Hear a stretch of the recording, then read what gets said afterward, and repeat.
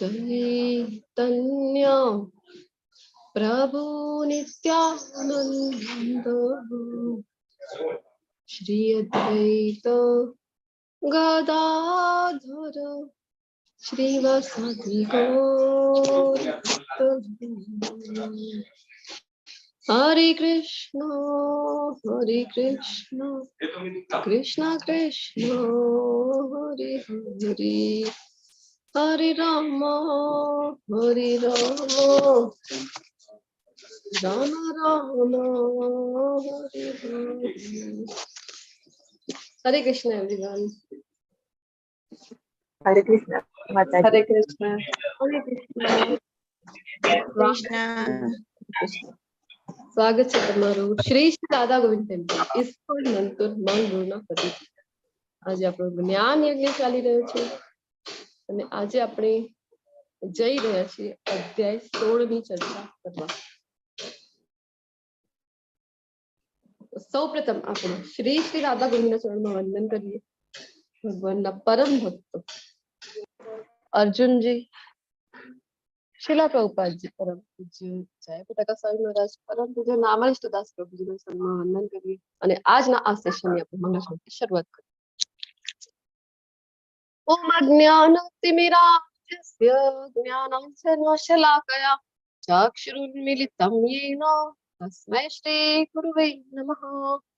श्री चैतन्यमनोभीष्टं स्थापितं येन भूतले स्वयं रूप सदामयं वन्देऽहं श्रीगुरो श्रीयुक्तपदकमलं श्रीगुरुं वैष्णवांश्च श्रीरूपं साग्रजातं सगरघुनाथान्वितं सजीवं साद्वैतं सावधूतं परिजनं सहितं श्रीकृष्ण चैतन्य देवं श्रीराधा कृष्णपादान् ललिता श्री विशाखान्वितांश. हे कृष्णा करुणा सिंधु दीनबंधो जगत्पते गोपेश गोपिका कांत राधा कांत नमस्ते. तप्त कांचन गौरी श्री राधे वृंदावनेश्वरी वृषभानुसुते देवी प्रणमामि हरिप्रिये. वाञ्छाकल्पतरुभ्यश्च कृपासिन्धुभ्य एव च पतितानां पावनेभ्यो वैष्णवेभ्यो नमो नमः. अनंतकोटि वैष्णववृंद की जय. श्रीला प्रभुपाद की जय. ग्रंथराज श्रीमद्भागवतम भगवत गीता चैतन्य चरितामृत की जय. सद्गुरुदेव की जय. जय श्री कृष्ण चैतन्य प्रभु नित्यानंद श्री अद्वैत गदाधर श्रीवासादि गौर वृंदा. Hare Krishna Krishna Krishna Hare Hare Hare Ram Ram Ram Hare Hare. Hare Krishna. Hare Krishna. Welcome. Hare Krishna. Welcome to ज्ञान यज्ञ. हरे कृष्णा. તો શ્રી શ્રી રાધા ગોવિંદના આશીર્વાદથી આજે આપણે જઈ રહ્યા છીએ અધ્યાય 16 ની ચર્ચા કરવા અને આપણે પ્રાર્થના કરીએ કૃપા હોય તો આપણને આજે ભગવદ ગીતાનું જ્ઞાન છે એ આપણા હૃદયમાં પ્રકટ થાય. કારણ કે જો વારંવાર વાંચી લઈએ, વારંવાર ક્લાસ કરી લઈએ, જ્યાં રાધા કૃષ્ણની કૃપા નહીં હોય ત્યાં સુધી આ જ્ઞાન જે છે એ આપણને સમજમાં આવવાનું નથી. અને બુદ્ધિ યોગ છે ક્યારે આપશે? 10મા અધ્યાયમાં આપણને કહે છે કે જયારે આપણે ભક્તિની સેવા કરીશું ત્યારે ભગવાન પોતે આપણને બુદ્ધિઓ પ્રદાન કરે છે. તો કાલના અધ્યાયમાં ભગવાને પોતાના ધામના સુંદર મજાનું વર્ણન કર્યું છે કે ભગવાનનું ધામ કેવું છે. અહીંયા ભૌતિક જગતમાં આપણે હેરાન થઈ રહ્યા છે. ભગવાને કીધું હતું કે જન્મ મૃત્યુ આજે ઊંધા વૃક્ષથી શરૂઆત કરી હતી તો આપણે ફસાઈ રહ્યા છીએ. સારા કર્મ ઉચ્ચતર લોકમાં ડાળખીઓ જે છે એ ઉપર જાય છે, ખરાબ કર્મ છે તો નીચલી યોનિમાં અને ડાળખી નીચેની તરફ ફરીથી આ ચાલ્યા જ કરે છે. ખબર જ નથી પડતી અંત ક્યાં છે, મધ્ય ક્યાં છે અને શરૂઆત ક્યાંથી થઈ રહી છે. તો ભગવાને કીધું હતું કે વિરક્તિનો શસ્ત્ર વડે આનો જે થડ છે આ વૃક્ષનો ઊંધા વૃક્ષ ભૌતિક જગતને કાપી નાખો. અને ત્યાર પછી તો ભગવાને કીધું હતું કે પછી એવા સ્થાનની શોધ કરો કે જે પરમનન્ટ છે. આ તો કામ ચલાવ છે. આપણે ડિફરન્સ પર જોયું હતું કાલના જ અધ્યાયમાં, ભૌતિક જગત વર્સેસ આધ્યાત્મિક જગત. તો અહીંયા આ જગતમાં આપણે છીએ તો કેવું છે એક તો અશાશ્વતમ છે, દુઃખાલયમ છે, અને વાસ્તવિક તો છે પરંતુ અસ્થાયી છે. અને ભગવાનનું ધામ કેવું છે? એ સ્થાયી છે. અને ત્યાં જે સુખ છે એ વાસ્તવિક સુખ છે. ત્યાંના જે સંબંધ છે કૃષ્ણ સાથેનો આપણો, એ આપણો સાચો સંબંધ છે. તો આપણે જવાનું છે ધામમાં, તો ધામમાં જવું છે તો એના માટે ક્વોલિટીઝ તો હોવી જોઈએ કે નહીં? ગુણો એવા હોવા જોઈએ ને કે ભગવાનના ધામમાં આપણને પ્રવેશ મળે. તો હવે આજના અધ્યાયમાં ભગવાન છે આપણને દૈવી તથા આસુરી પ્રકૃતિ છે એના વિશેનું જ્ઞાન આપવાના છે. કે કયા કયા ગુણો આપણી અંદર હોય તો દૈવી ગણાય, અને કેવા કેવા ગુણો આપણી અંદર છે તો એ આસુરી ગણાય છે. થોડાથી આપણને ખબર પડે. હરે Krishna, sorry for this disturbance. મારું વોઇસ અન્ડરસ્ટેન્ડેબલ છે? ક્લિયર છે કે સમજ આવી રહી છે? અવાજ તો આવે છે, વાંધો નહીં. અચ્છા, કે ટ્રાય કરીએ આપણે. તો કેવા કેવા ગુણો આપણી અંદર છે તો એ આસુરી ગુણો છે કે જે આપણને હટાવવાના છે, અને દૈવી ગુણોને કલ્ટિવેટ કરવાનો છે, તો જેનાથી આપણને ધામમાં, ભગવાનના ધામમાં આપણને પ્રવેશ મળે. તો જો અધ્યાય આ બાય મિસ્ટેક આવી ગયું છે. અધ્યાય 16 દૈવી ગુણો ની શરૂઆત કરીએ આપણે. શ્લોક નંબર 1 થી 3 માં ભગવાન છે એ દૈવી ગુણો વિશે અહીંયા જણાવી રહ્યા છે. શ્રી ભગવાન વાચ અભયમ સત્વ સંશુદ્ધિર જ્ઞાન યોગાવસ્થિતિઃ દાનમ દમશ્ચ યજ્ઞશ્ચ સ્વાધ્યાય તપ આર્જવમ. પૂર્ણ પુરુષોત્તમ પરમેશ્વર બોલ્યા, હે ભરત પુત્ર, નિર્ભયતા દૈવી ગુણોમાં સૌથી પહેલો જે ગુણ છે કોણ કહી રહ્યા છે? અભયમ, નિર્ભયતા હોવી જોઈએ. તો પ્રભુપાદજી આપણને સમજાવે છે.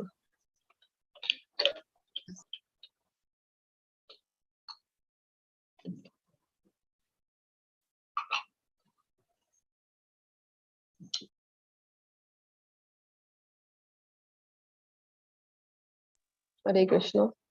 તો પ્રભુપાદજી આપણને સમજાવે છે કે જ્યારે પણ સંન્યાસ લેવો હોય તો સૌથી પ્રથમ જે ગુણ આપણી અંદર હોવું જોઈએ એ છે અભયમ. આ અભયમ નામનો ગુણ જ્યાં સુધી ડેવલપ ના થાય ત્યાં સુધી સંન્યાસ માટે વિચારવું. કારણ કે જો અહીંયાથી ચાલ્યા તો ગયા ગિરનારની ગુફામાં, અથવા તો હરિદ્વાર, અથવા તો હિમાલયની ગુફામાં, પરંતુ આ જો અભયમ નામનો ગુણ નથી અંદર તો શું થશે? ત્યાં જઈને પછી એ જ ચિંતા રહેશે, હવે હું બીમાર પડી જઈશ તો મારી દેખભાલ કોણ રાખશે? મારું ખ્યાલ કોણ રાખશે?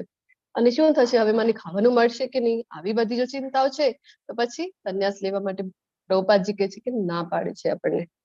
અને અભયમ નામનું ગુણ છે એ ક્યારે આવે? આ જે ગુણ છે એ નિર્ભયતા જે છે એ ક્યારે આવે? જ્યારે આપણું સંપૂર્ણ આશ્રય કૃષ્ણ ઉપર હોય ત્યારે જ આ ગુણ આવી ગયું. આપણા શ્રીલા પ્રભુપાદજી છે, એમનું તો નામ જ છે અભય ચરણાર્થી, શ્રીલા ભક્તિવેદાંત સ્વામી. તો પ્રભુપાદજીના જે ગુરુ છે ભક્તિ સિદ્ધાંત સરસ્વતી મહારાજ, એમના પિતાજી ભક્તિ વિનોદ ઠાકોરજી મહારાજ. તો ડે 1 માં આપણે વાત કરી હતી કે પ્રભુપાદજીના જીવન વિશે. આમ તો શાસ્ત્રો દ્વારા જે આપણે અભ્યાસ છે એ લેવું જોઈએ. પ્રભુપાદજીનો જે પુસ્તક છે એમના જીવન વિશેની જે લીલાઓ ત્યાં આપેલી છે, જે સ્ટોરી છે પ્રભુપાદજીની, આપણે એનું વાંચન કરવું જોઈએ. આપણાથી જો ન થાય તો અભય ચરણ નામનું સિરીઝ અવેલેબલ છે, ભક્તો દ્વારા જ બનાવેલું છે. એ આપણે જોઈએ તો આપણને ખ્યાલ આવી જાય છે કે પ્રભુપાદજીનું જીવન એ કેવું જીવ્યા છે, આપણા માટે કેટલું બધું ત્યાગ છે પ્રભુપાદજીએ પોતાના જીવનમાં કરેલું છે. તો એ જ સિરીઝનો એક જે ઘટના છે એ ભક્તિ વિનોદ ઠાકોરજી મહારાજ, જે પ્રભુપાદજીના ગુરુના પિતા છે અને આપણી પણ પરંપરામાં આવે છે, ગુરુ શિષ્ય પરંપરા. તો ડે 3 માં આપણે એમના વિશે લીધો હતો કે મેજિસ્ટ્રેટ હતા. હા, તો એમના ગામની બાજુમાં એક ગામ હોય છે, ત્યાં એક પલગુ બાબા કરીને આવી જાય છે. પલગુ બાબા, અને એ અમુક જાતની વિદ્યા હોય છે ને, નેગેટિવ પાવર્સ વાળી એવી વિદ્યાઓ એ જાણતા હતા અને પોતાને ભગવાન ઘોષિત કરી દે. તો આવતીકાલના અધ્યાયમાં આપણે જોઈશું શ્રદ્ધાત્રય વિભાગીઓ. ત્યાં ભગવાન આપણને જણાવે છે કે કેવી કેવી જગ્યાએ શ્રદ્ધા રાખીએ તો આપણી ગતિ છે એ કેવી થાય. તો પોતાને ભગવાન ઘોષિત કરે છે. અમુક આ મંત્ર તંત્ર કરે, અમુક ચમત્કાર બતાવે. હવે લોકોને કેવું છે, ચમત્કારને નમસ્કાર કરતા હોય છે, તો બધા એમને નમસ્કાર કરતા હોય, એમની પાસે જતા હોય છે. અને ભક્તિવિનોદ ઠાકોરજી મહારાજ પાસે કોઈ આવીને એમને કમ્પ્લેન કરે છે કે જો આ જે પલગુ બાબા છે એ આવી ગયા છે ને પોતાને જ ભગવાન ઘોષિત કરી રહ્યા છે. તો આજે ભક્તિવિનોદ ઠાકોરજી મહારાજ છે ને એ જાય છે એમની વિરુદ્ધ. એમને કારણ કે ભગવાન પોતાને સાબિત કરી રહ્યા હતા, તો એમનો વિરોધ કરે છે. અને ત્યારે એમના પત્ની છે એમને રોકી છે, ના પાડી છે, કારણ કે ખૂબ મંત્રની એમની વિદ્યા હતી, સિદ્ધિ પ્રાપ્ત હતી. તો એ ના પાડે છે કે કાંઈ પણ અનિષ્ટ એ તમારી સાથે કરી શકશે, તો ના પાડે છે. તો એકલા તમે જશો નહીં. તો જે ભક્તિવિનોદ ઠાકોરજી મહારાજ છે એ કહે છે કે હું એકલો ક્યાં છું, જો મારી સાથે તો આ ભાગવતમ છે. તો ભાગવતમને લઈને એ નીકળી પડે છે અને ફલ્ગુ બાબા સામે એમનો વિરોધ કરવા માટે. અને જો એટલી શ્રદ્ધા છે ને, આપણે વાત કરી રહ્યા છે અભયમ ગુણની, તો એટલી શ્રદ્ધા છે, ભગવાન ઉપર એટલો આશ્રય છે, ભાગવતમ ઉપર એટલો વિશ્વાસ છે, ભાગવતમના શ્લોકો રીડિંગ માત્ર કરે છે. અને આ જે ફલ્ગુ બાબા છે એ અમુક જાતના આવા એમની પાવર્સ છે એ યુઝ કરે છે કે પ્રભુપાદજીના જે ગુરુના પિતા છે ઠાકોરજી મહારાજ, એમને ડાઉન કરવા માટે. પરંતુ ઉલટાની એ જે પાવર હતી ને, જે એમના માટે યુઝ કરી રહ્યા હતા, એ જ પાવર જઈને એમનો વિનાશ કરી દે છે, આ જે ફલ્ગુ બાબા હતા એનું. તો ક્યારે આવે છે આ અભયમ? જ્યારે કૃષ્ણ ઉપર વિશ્વાસ હોય, શાસ્ત્રો પર આટલો દૃઢ વિશ્વાસ હોય, ભાગવતમના સહારે એ નીકળી ગયા હતા ને. તો નિર્ભયતા એ દૈવી ગુણ છે, ભગવાન જણાવી રહ્યા છે. પછી આવે છે આત્મશુદ્ધિ. તો આત્મશુદ્ધિ આત્માની શુદ્ધિ ક્યારે થશે? જ્યારે આપણે મંત્ર જાપ કરીશું ત્યારે. તો બે જાતની શુદ્ધિ હોય છે. એક તો બાહ્ય શુદ્ધિ હોય છે, જે આપણે શરીરની શુદ્ધિ, સ્નાન આદિ આપણે કરતા હોઈએ છીએ, મોઢું સાફ કરતા હોઈએ છીએ, આવી રીતે સ્વચ્છ કપડાં પહેરીએ, તો એ બધું થઈ ગયું શરીરની બાહ્ય શુચિ. અને અભ્યાંગ શુચિ છે એ કયું છે? તો આપણે જે ભગવાનનું નામ જપ કરતા હોઈએ છીએ. આધ્યાત્મિક જ્ઞાનનું સંવર્ધન, જે આધ્યાત્મિક જ્ઞાન છે એ લેવું જોઈએ. તમે બધા જે અહીંયા આ ક્લાસમાં જોડાયેલા છો, તો તમે બધા ભગવદ્ ગીતાના જ્ઞાન માટે અહીંયા આવ્યા છો. આપણે બધા સવારે રોજ ભાગવતમનું જ્ઞાન લેવા માટે જતા હોઈએ છીએ, તો તમારા બધામાં આ દૈવી ગુણ છે, જે તમે આધ્યાત્મિક જ્ઞાન કેળવવા માટે પ્રયત્ન કરી રહ્યા છો. તો આ હોવું જોઈએ. દાન, જો યજ્ઞ, દાન અને તપ છે ને, એના વિશે આવતીકાલે જે 17મો અધ્યાય છે ત્યાં આપણે ડિટેલમાં જોઈશું કે ભગવાન આપણને ક્યાં દાન કરવું, કેવા સમયે દાન કરવું અને કેવું દાન કરવું, આ બધું જ ડિટેલમાં આવતીકાલના ચેપ્ટરમાં બતાવવાના છે. પરંતુ અહીંયા આપણને કહે છે કે યજ્ઞ, દાન અને તપ છે એ નિયત છે, ક્યારે પણ એનો ત્યાગ કરવાનો નથી, કરવાના છે. પરંતુ કઈ સ્થાને કરવું એ ખૂબ ઇમ્પોર્ટન્ટ છે ને. તો નૃગ રાજાની એક ઘટના આપણે 5મા અધ્યાયમાં જોઈ ગયા છે કે નૃગ રાજા છે કેટલું બધું દાન કરે છે. કેટલી ગાયોનું દાન કરતા હતા રોજની? 1 લાખ ગાયનું દાન. આમ પણ શાસ્ત્રમાં આપણે જોવા જઈએ ને તો ગાયોનું દાનનું ખૂબ જ મહત્વ છે. તો પણ ફસાઈ ગયા કે નહીં? તો કઈ જગ્યાએ દાન કરવું ખૂબ ઇમ્પોર્ટન્ટ છે? તો આપણને સ્કંદ પુરાણમાં અને પુરાણોમાં, શાસ્ત્રમાં આપણને વર્ણન મળે છે કે કેવી જગ્યાએ દાન કરવું જોઈએ. રાધા કૃષ્ણના મંદિરના નિર્માણ માટે દાન કરવું જોઈએ. અને જો દાન આપીને આપણે કોઈને ભલું કેવી રીતે કરવા આપણે ઈચ્છીએ ને, દાન કરવા પાછળનો આપણો જે હેતુ હોય છે એ શું હોય છે? કોઈનું આપણે ભલું કરવું. કોઈને આપણે ભોજન આપીએ, કેટલી વખત સુધી રહી શકશે એના માટે હેલ્પફુલ? એક ટાઈમનું ભોજન આપ્યું, બીજા ટાઈમ તો એને ભૂખ લાગવાની છે. અથવા તો કપડા દાનમાં આપ્યા, કપડા અમુક મહિના સુધી ચાલશે. અથવા તો બ્લેન્કેટ જેવી વસ્તુ આપી કે ઠંડીના દિવસો ગયા ને, એ પણ અમુક મહિના સુધી ચાલશે. તો એવું આપણે એને દાનમાં આપવું જોઈએ કે જેનાથી આ જે જન્મ મૃત્યુના ચક્રમાંથી જે છૂટી જાય. ભગવદ્ ગીતાનું દાન આપણે એને આપવું જોઈએ. હજી દાન વિશે આવતીકાલના અધ્યાયમાં આપણે ચર્ચા કરીશું.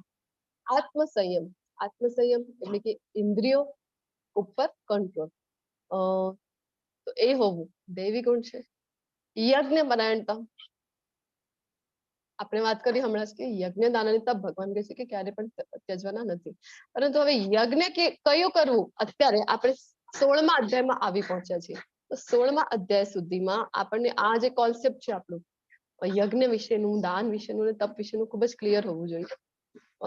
આવતીકાલના અધ્યાયમાં અને પરમ દિવસના અધ્યાયમાં હજી આપણે એના વિશે ડિટેલમાં જોવાના છીએ. પરંતુ યજ્ઞ વિશે તો અત્યાર સુધીમાં ઘણી વખત આપણે ચર્ચા કરી રહ્યા છીએ. યજ્ઞ પ્રાણતા વિશે કહી રહ્યા છે ભગવાન, કેવું યજ્ઞ કરવાનું છે? સ્વાહા, આવું યજ્ઞ કરવાનું છે. કયું યજ્ઞ કરવાનું છે? બતાવો તમે બધા. કેટલા દિવસે આપણે ચર્ચા કરી રહ્યા છીએ યજ્ઞ ઉપર. કયું યજ્ઞ કરવું છે આપણે? હરે કૃષ્ણ મંત્ર જાપ, નામ જાપ, નામ જાપ, નામ જપ. નામ જપ. હા, ક્યાં લખેલું છે? ભગવદ્ ગીતામાં છે, એનું રેફરન્સ મળે છે આપણને?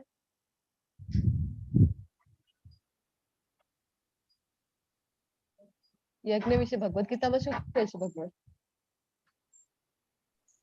એટલે કળિયુગમાં નામ જપ એક જ એવું વસ્તુ છે કે તમે કરી અને જે તમારા કર્મો છે એને સુધારી શકો ને જન્મ મરણના ચક્કરમાંથી બહાર નીકળી શકો અને ભગવાનને પામી શકો. હા એ તો છે જ. હરે નામ હરે નામ એવ કેવલમ ફલો નાસ્તે નાસ્તે નાસ્તે ગતિ અન્યથા. પરંતુ ભગવદ ગીતામાં 10મા અધ્યાયમાં શું કહે છે બધા? 10.25 માં યજ્ઞાનામ, કયું યજ્ઞ? જપ યજ્ઞોસ્મી કહે છે ને ભગવાન કે યજ્ઞાનામ જપ યજ્ઞોસ્મી. તો ખૂબ ક્લિયર હોવું જોઈએ આપણી માટે કે યજ્ઞ કયું કરવાનું છે આપણે. તો હરે કૃષ્ણ મહામંત્ર જપ યજ્ઞ છે એ આપણે કરવાનું છે. રોજ આપણું સેશન એન્ડ થાય છે ત્યારે આપણે સાથે મળીને યજ્ઞ કરતા હોઈએ છીએ. આ જે નામ જપ છે એનું આપણે યજ્ઞ કરતા હોઈએ છીએ.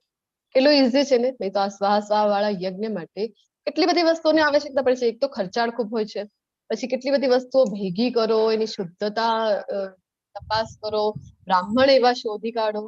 ખૂબ અઘરું છે ને કે એવા બ્રાહ્મણો શોધવા જે પોતાની બ્રાહ્મણની એટલી સાધના પોતાની હોય કે પોતાની સાધનાના બળે એ યજમાન જે છે એની મનોકામના દેવતા પાસેથી એમને અપાવી શકે, એની મનોકામના પૂર્ણ કરી શકે. એટલું બધું વસ્તુઓનું ધ્યાન રાખવું પડે છે, સમય કેટલું ઇન્વેસ્ટ કરવું પડે છે. આપણને કોઈ કહે કે રોજ યજ્ઞ કરવાનું છે તો પોસિબલ છે? Is it possible in this Kalyug કે કોઈ આપણને કહે કે રોજ યજ્ઞ કરવાનું છે, આટલી બધી વસ્તુઓનું ધ્યાન રાખવાનું આપણા માટે શક્ય છે? નથી. પરંતુ હા કોઈ જપ યજ્ઞ છે કેટલું ઈઝી છે. ચૈતન્ય મહાપ્રભુ પોતે આપણને આપી ગયા છે તો આપણે એ યજ્ઞ કરતા હોઈએ છીએ. વેદાધ્યયન, વેદોનું અધ્યયન કરવા માટે ભગવાન કહી રહ્યા છે.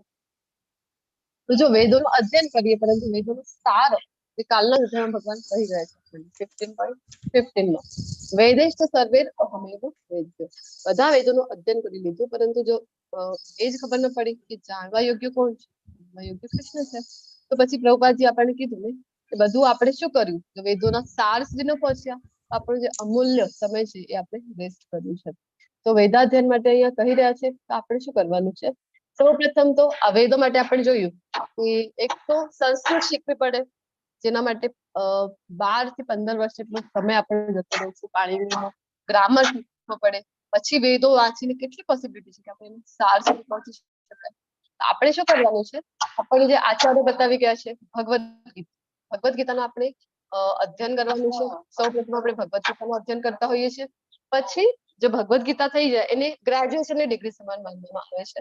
તો એના પાછળ આવે છે શ્રીમદ ભાગવત. ભક્તિમાં જો ખરેખર સિરિયસલી ગંભીરતાથી આપણને આગળ વધવું છે તો ખૂબ જ ઇમ્પોર્ટન્ટ છે શ્રીમદ ભાગવતમનો અધ્યયન. તો એટલા માટે હું તમને વારંવાર કહું છું કે રોજ સવારે આપણે 7 વાગે ગુજરાતીના ભાગવતના વર્ગો ચાલુ છે તો જરૂરથી એમાં જોડાવા માટે પ્રયત્ન કરો. અને એ ગ્રુપ તો તમે જોઈન કરી જ લો. જો સમય તમને અનુકૂળતા ન હોય તો યુટ્યુબ લિંક પણ રોજ આપણને મળી એ આપણે સાંભળી શકીએ છીએ. તો શ્રીમદ ભાગવતમ જો આપણે અધ્યયન કરીએ તો એ થઈ ગઈ માસ્ટર ડિગ્રી. અને પછી એના પાછળ જે આવે છે પીએચડી લેવલનો તો એ છે ચૈતન્ય ચરિતામૃત. એનો અભ્યાસ કરતા હોઈએ છીએ. આ સિરીઝમાં આપણે વેદાધ્યયનને એવી રીતે આપણે અભ્યાસ કરતા હોઈએ છીએ જે આપણને આચાર્યો બતાવે છે. અને એના સિવાય પણ દ્રૌપદીને ખૂબ નાની અને ખૂબ ઇમ્પોર્ટન્ટ પુસ્તકો પડશે જેનાથી ભક્તિના માર્ગ પર આગળ વધવા આપણને મદદ મળી છે. Just a moment.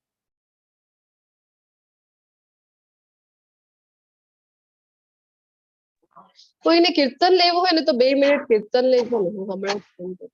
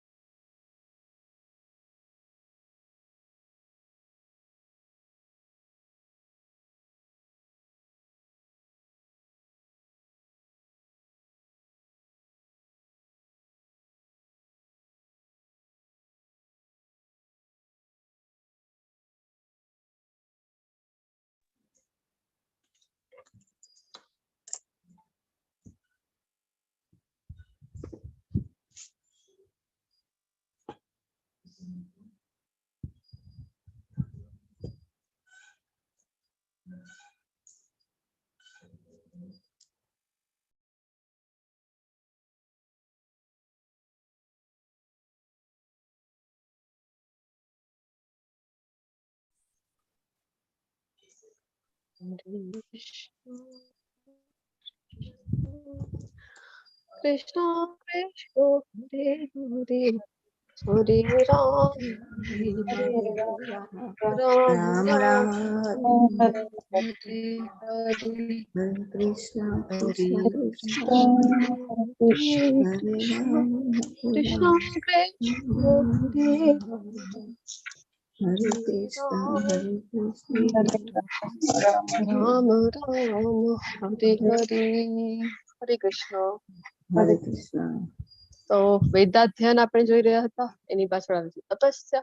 તો તપશ્ચર્યામાં આપણે જે એકાદશીનું વ્રત છે એ કરતા હોઈએ છીએ અને હજી આવતીકાલના અધ્યાયમાં ભગવાન છે એ તપસ્યા વિશે કહે. અલગ અલગ શરીરની તપસ્યા કોને કહેવાય છે, વાણીની તપસ્યા કઈ છે, એ બધું આપણને ડિટેલમાં જણાવવાનું છે. ત્યારે હજી આપણે ડિસ્કસ કરીશું. તો તપસ્યા છે એ છે દૈવી ગુણ. સાદાઈ, સરળતા. સરળતા હોવી ખૂબ ઇમ્પોર્ટન્ટ છે. પ્રભુપાદજીના જે ગુરુ છે ભક્તિ સિદ્ધાંત સરસ્વતી મહારાજ, એ કહેતા હતા કે એમને કોઈ પૂછ્યું કે વોટ ઇઝ વૈષ્ણવિઝમ, એ કહેતા હતા કે સિમ્પ્લિસિટી ઇઝ વૈષ્ણવિઝમ. તો વૈષ્ણવ જે છે ખૂબ સરળ હોવા જોઈએ. આપણે વાત કરી હતી ને કે દૂરથી જ આપણે વૈષ્ણવને જો જોઈએ તો આપણને કૃષ્ણ છે એ યાદ આવી જાય. સરસ મજાનો ધોતી કુર્તો પહેરેલો હોય છે, તિલક કરેલું હોય, કંઠીમાળા ધારણ કરેલી હોય તો આપણને કૃષ્ણ છે એ યાદ આવી જાય છે. પછી હજી આગળના શ્લોકમાં આપણને જણાવી રહ્યા છે દૈવી ગુણ. અહિંસા. અહિંસા વિશે આપણે વાત કરી છે. તમે હવે જણાવો અહિંસા એટલે બે અહિંસાના આપણે ડેફિનેશન જોઈ હતી. પહેલી કઈ?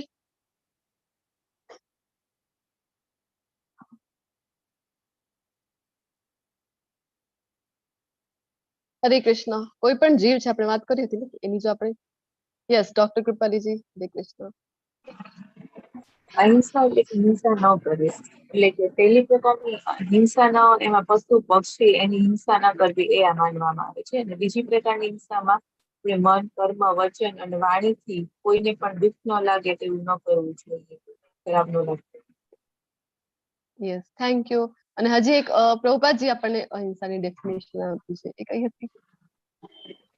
આપણે કૃષ્ણ વિશે જાણતા હોઈએ ભગવાન વિશે અને આપણે એને જો પ્રચાર બી ન કરીએ તો પણ એ એક પ્રકારની હિંસા છે. તો હિંસા કહેવાય. અને કરીએ તો અહિંસા. હા હિંસા પ્રચાર આપણે હા કરીએ તો અહિંસા. right. તો આપણી ઇન્દ્રિય તૃપ્તિ માટે કોઈ પણ પ્રાણીનો જીવ લેવું, હિંસા કરવી તો એ યોગ્ય નથી. અહિંસા માટે ભગવાન કહે છે કે દેવી ગુણ છે, અહિંસા હોવું ખૂબ ઇમ્પોર્ટન્ટ છે. અને આપણે જોયું ને કે દરેક યોનિમાં જ્યારે જીવ છે એ પસાર થાય છે તો એક એની આધ્યાત્મિક જર્ની છે, એનો એક પ્રવાસ છે. તો જો આપણે એની હિંસા કરી નાખીએ તો એને ફરીથી જેટલો સમય એનું ભોગવવાનું બાકી હતું, કીડીની યોનિમાં છે અથવા તો કોઈ હિંસક પશુની યોનિમાં છે, જેટલો સમય એનું બાકી હતું ભોગવવા માટે એ યોનિ એને મળી હતી, તો ફરીથી એને એ જ યોનિમાં જન્મ લેવો પડે છે. તો આપણે એની આધ્યાત્મિક જે જર્ની છે એને આપણે નુકસાન પહોંચાડતા હોઈએ છીએ. તો આ પણ હિંસા થઈ છે. અને જે પ્રભુપાદજી આપણને કહે છે કૃષ્ણ ભાવનામૃતનો પ્રચાર જો કરીએ આપણે તો એ અહિંસા છે. કારણ કે જન્મ મૃત્યુના ચક્રથી છોડાવી દે એવું જે જ્ઞાન છે, એવી પ્રેક્ટિસ આપણે કરતા હોઈએ છીએ કૃષ્ણ ભાવનામૃતમાં. અને જો અહિંસા એટલે કે ઘણા બધા મહાત્માઓ છે જે શાસ્ત્રમાંથી શ્લોકનો અમુક જે ભાગ છે એ જ હાઇલાઇટ કરતા હોય છે, જેમ અહિંસા પરમો ધર્મ, અહિંસા પરમો ધર્મ. જો જ્યારે જરૂરી છે ને ત્યારે હિંસા પણ કરવી જોઈએ. ઘણા બધા કહે ને કે ભગવદ ગીતામાં તો ભગવાન વારંવાર અહિંસા માટે કહી રહ્યા છે. તો અહિંસા આમ તો જે જીવ માત્ર છે એના પ્રત્યે હોવી જોઈએ, પરંતુ હિંસા જ્યાં જ્યાં આવશ્યકતા છે ત્યાં તો કરવી જ પડે ને. ધારો કે આપણો દેશ છે, કોઈ પણ દેશ છે, એની જ્યાં બોર્ડર સીમા જ્યારે સ્ટાર્ટ થાય છે તો ત્યાં આપણને આપણી જે સેના હોય છે એ રાખવી જ પડે છે. જો આપણે એક અમુક ક્ષણો માટે પણ આપણી જે આર્મી ફોર્સ હોય છે, જે કંઈ પણ નવદળ છે, અલગ અલગ જે આર્મી ફોર્સ ના હોય છે ડિપાર્ટમેન્ટ, તો એમને ત્યાંથી આપણે હટાવી લઈએ તો શું થાય છે? બીજા જ ક્ષણે જે બીજા દેશ વાળા તો આપણે જોઈ જ રહ્યા છીએ, ચાઇના છે, પાકિસ્તાન છે, તો એ તો ઉભા જ છે આપણા દેશ ઉપર હુમલો કરવા માટે, કબજો કરવા માટે. તો તરત જ આપણા દેશ ઉપર અથવા કોઈ પણ દેશ છે એ જો સીમા ઉપરથી, બોર્ડર ઉપરથી પોતાના સિપાહીઓ છે એમને હટાવી દેશે તો શું થશે? તો જ્યાં જરૂરી છે અહિંસા પરમો ધર્મ એમ કહેવાય છે, પણ આગળ જ એના કહેવામાં આવ્યું છે ને કે ધર્મ હિંસા તથૈવ ચ. જ્યાં આવશ્યકતા છે, ભગવદ ગીતામાં વારંવાર અર્જુનજી તો ના પાડે છે કે યુદ્ધ નથી કરવું. ભગવાન શું શીખડાવે છે એમને શું કરવા માટે પ્રેરી રહ્યા છે? અહીંયા યુદ્ધ કરવા માટે પ્રેરી રહ્યા છે ને. જ્યાં આવશ્યકતા છે ત્યાં હોવી જોઈએ હિંસા. ચાતુર્વર્ણ્ય જયારે આપણે જોઈશું 18મા અધ્યાયમાં ત્યારે ફરીથી ડિસ્કસ કરીશું કે ચારે ચાર વર્ણ છે ને એ આપણી સમાજમાં બી આવશ્યક છે. બ્રાહ્મણ, ક્ષત્રિય, વૈશ્ય અને શૂદ્ર. તો ક્ષત્રિય વર્ગ પણ ખૂબ ઇમ્પોર્ટન્ટ છે ને, રક્ષણ કરવાનું જેમનું કર્તવ્ય છે. પછી આવે છે સત્યતા. સત્યતા એ દૈવી ગુણ છે, સત્ય બોલવું જોઈએ. પરંતુ સત્ય કેવું બોલવું ને એ જયારે ભગવદ ગીતાનું આપણે જ્ઞાન લઈએ ને આપણને ખબર પડે છે કે બોલવું કઈ રીતના એ પણ આપણને ભગવાન શીખવાડે છે કે સત્ય તો બોલવું છે, આવતીકાલે જોઈશું, પરંતુ કેવું હોવું જોઈએ વાણીનો તપ વિશે જયારે ભગવાન જણાવે છે ને ત્યારે આપણને કહે છે કે સત્ય એવું બોલવું જોઈએ જે બીજાને પ્રિય લાગે અને બીજા માટે હિતાવહ હોય એવું સત્ય બોલવું જોઈએ. ક્રોધ વિહીનતા આ એક દૈવી ગુણ છે. તો જેમ જેમ આપણે જપ કરતા જઈએ ને તેમ તેમ આપણને આ બધા જે ગુણો છે આપણને પોતાને રિયલાઇઝ થશે કે આપણા અંદર પણ એ કલ્ટિવેટ થઈ રહ્યા છે. ક્રોધ વિહીનતા નહીં તો આપણે ભક્તિની સેવામાં આવીએ એના પહેલા બધામાં જનરલી આ જે ક્રોધ છે એ ખૂબ વધારે પ્રમાણમાં હોય છે, પરંતુ જેમ જેમ જપ કરતા જઈએ છીએ તેમ તેમ માત્રા છે એ ઘટતી જાય છે. આપણે પોતે એની અનુભૂતિ કરી શકાય છે. તો નાની નાની વાતોમાં નહીં તો આપણે ક્રોધ કરતા હોઈએ છીએ તો ભગવાન કહે છે કે ના, ક્રોધ વિહીનતા હોવું જોઈએ. આ એક દૈવી ગુણ છે. ત્યાગ. ત્યાગ એટલે કે છોડો ઘર બાર ચલો હરિદ્વાર, આવી રીતે બધું ત્યાગ. ઘરમાં ખૂબ કંટાળાજનક પરિસ્થિતિ છે, મારા ઘરમાં ખૂબ માથાકૂટ થતી હોય છે, તો ત્યાગ કરી દો અને ઘર છોડીને ચાલ્યા જવાનું. આ છે સાચો ત્યાગ. કયો છે સાચો ત્યાગ? સાચો વૈરાગ્ય, સાચો ત્યાગ કયો છે? આપણે ઘણી વખત એ પણ ડિસ્કસ કરી ગયા છીએ. 13મા અધ્યાયમાં પણ જોઈ ગયા હતા. 13મા અધ્યાયમાં જ્ઞાનના જે 20 ગુણો આપ્યા હતા ને, આ જે બધા ગુણો છે ને આપણને એમ થશે કે વારંવાર રિપીટ થઈ રહ્યા છે, કારણ કે 13 એના પહેલા 12મા અધ્યાયમાં આપણે જોયું હતું કે કેવો ભક્ત મને પ્રિય છે. જયારે ભગવાન આપણને જણાવે છે ભક્તોના ગુણો, ત્યારે આમાંથી તો મેક્સિમમ ગુણો ત્યારે આવી ગયા છે કે આ બધા ગુણો ભક્તોમાં હોય તો ભગવાન કહે છે કે મને આવો ભક્ત પ્રિય છે. પછી 13મા અધ્યાયમાં ભગવાન જ્ઞાનની પરિભાષા જ્યાં એ આપે છે તો આપણને જણાવે છે 20 ગુણો ભગવાન આપણને બતાવે છે કે આ બધા, તો કહે છે કે આ બધા જ્ઞાનમાં છે, આના સિવાય જે કંઈ પણ છે એ અજ્ઞાન છે. પછી આજના અધ્યાયમાં ફરીથી આપણે દૈવી આસુરી ગુણોમાં જોઈ રહ્યા છે એ જ ગુણો. તો ડિસ્કસ કરી ગયા છે આપણે. કયું છે સાચો ત્યાગ? આપણામાં જે આપણામાં જે ખરાબ ભાવો અથવા તો જે ખરાબ લાલસા કે મતલબ ઈ છે જે મતલબ આ સંસારની જે મોહ માયા કે એ બધાનો ત્યાગ કરો એને જ સાચું વૈરાગ્ય કહેવાય. આપણે યાદ કરો ક્રોધ કે લોભનો ત્યાગ કરવો, કામ ક્રોધ અને લોભનો ત્યાગ કરવો જોઈએ. કામ ક્રોધ અને લોભ જો હોય તો આપણને ભગવદ ગીતામાં ભગવાન જણાવે છે કે આ તો નરકના દ્વાર છે, નરકની કન્ફર્મ ટિકિટ આપણને મળી જાય કામ ક્રોધ અને લોભ હોય તો. તો ત્યાગ વિશે આપણે ભક્તિ રસામૃત સિંધુનો એક શ્લોક જોયું હતું, ત્યાં આપણે જોયું હતું કે જે આપણી પાસે જે કંઈ પણ છે એ જો કૃષ્ણની સેવામાં લગાડી તો એ થઈ ગયો આપણો સાચો ત્યાગ. શાંતિ. શાંતિ પ્રિયતા હોવી એ આ એક દૈવી ગુણ છે. છિદ્રાન્વેષણમાં અરુચિ.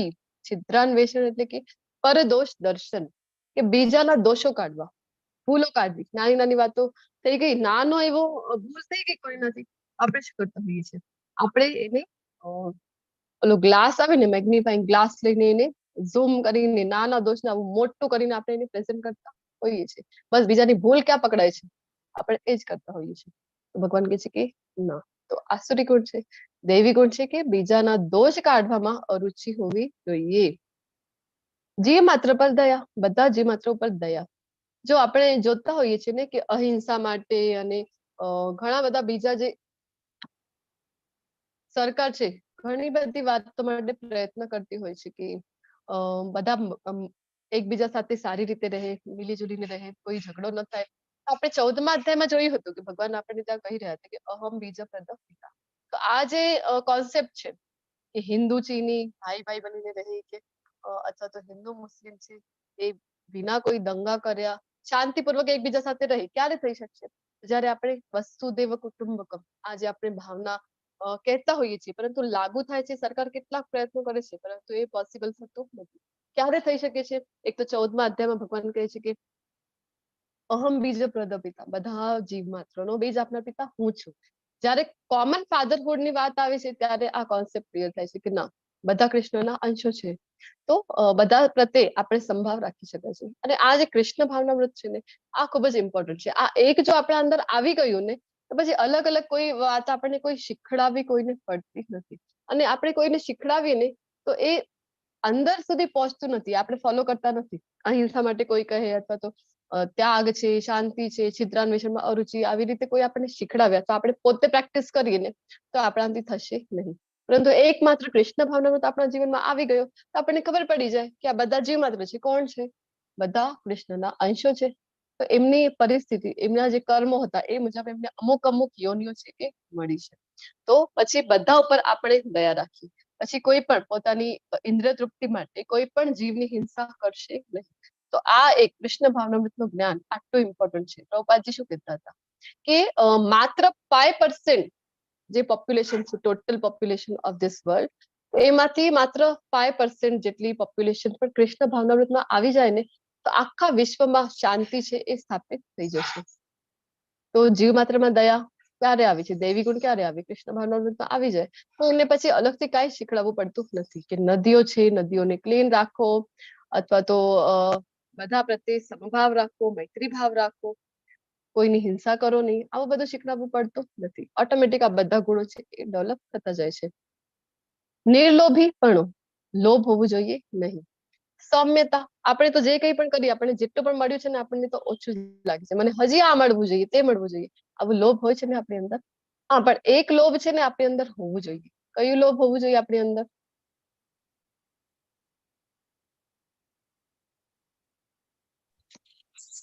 લોભ આમ તો ભગવાનનું સતત સારું છે. નામ સ્મરણ કરવાનું. હા, ભગવાન વિશેની ગુણ રૂપ લીલા કથાનું વર્ણન, શ્રવણ કરવાનું, નામ જપ કરવાનું, આ લોભ આપણી અંદર હોવો જોઈએ. સૌમ્યતા, સૌમ્યતા આપણે એક દૈવી ગુણ છે, ભગવાન જણાવી રહ્યા છે. લજ્જા, તો આ લજ્જા કહેવાય છે ને કે લજ્જા તો સ્ત્રીનો ઘરેણો હોય છે. આજકાલ તો આજે લજ્જા નામનું ગુણ છે ને એ ખૂબ ઝડપથી ઓછું થતું, વેનિશ થતું આપણને દેખાઈ રહ્યું છે. તો માતાજી હોય અથવા તો પ્રભુજી હોય, બધામાં આ લજ્જા નામનું ગુણ છે એ હોવું જોઈએ. દૈવી ગુણ છે. આજકાલ આપણે જોઈ રહ્યા છે ઇન્ટરનેટ ઉપર, ટીવી ઉપર શું આપણને જોવા મળી રહ્યું છે? નિર્લજ્જપણું છે એ તદ્દન નિર્લજ્જપણું આપણને જોવા મળી રહ્યું છે. અને જે પ્રસંગો હોય છે આજકાલ, અને જેવી રીતના ફોટોશૂટનું ચલન થઈ રહ્યું છે આજકાલ, pre wedding shoot, post wedding shoot, જે કંઈ પણ છે, તો ત્યાં કેવા બધા પોઝિસમાં બધા ફોટો કાઢતા હોય છે. તો આપણે ધ્યાન રાખવાનું છે. ભગવાન આપણને જણાવી રહ્યા છે લજ્જા હોવું ખૂબ ઇમ્પોર્ટન્ટ છે. આ એક દૈવી ગુણ છે. નિશ્ચય, તો નિશ્ચય, જે દૃઢતા નિશ્ચયમાં આપણે હોવી જોઈએ. તમે બધા પણ નિશ્ચય કર્યો હતો તમે બધાએ, અને અહીંયા તમે 16મા અધ્યાય સુધી અમારી સાથે બનેલા છો, તો તમારી અંદર પણ આ નિશ્ચય નામનો એક દૈવી ગુણ છે. પછી આગળ હજી 3જા શ્લોકમાં ભગવાન આપણને હજી દૈવી ગુણો વિશે જણાવી રહ્યા છે. તેજ, તેજ આ ક્ષત્રિયો માટે મેઇનલી ક્ષત્રિયોમાં આ જે ગુણ છે તેજ નામનો એ હોવું જરૂરી છે. તેજ હોવું જોઈએ ને. અને જે કંઈ પણ આપણા સંરક્ષણો આપણે વાત કરીને કે જે આર્મી હોય છે, બોર્ડર જે છે, સીમા જે છે કોઈ પણ દેશની, ત્યાં ક્ષત્રિયો હોતા હોય છે રક્ષણ માટે. એમનામાં તેજ હોવું ખૂબ ઇમ્પોર્ટન્ટ છે.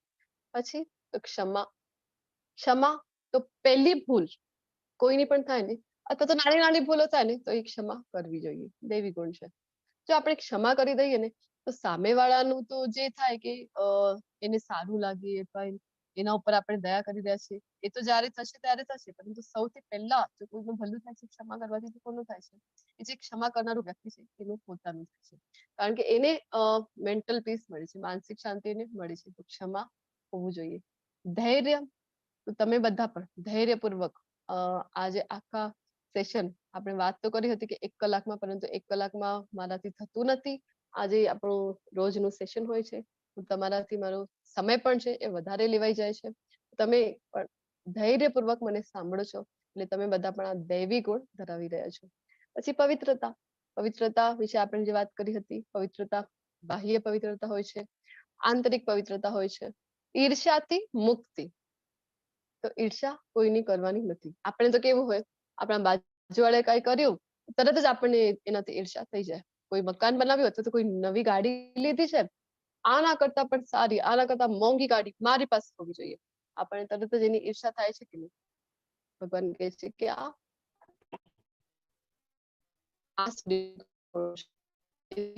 ઈર્ષ્યાથી મુક્તિ હોવી જોઈએ તથા માનની ઈચ્છાથી મુક્તિ.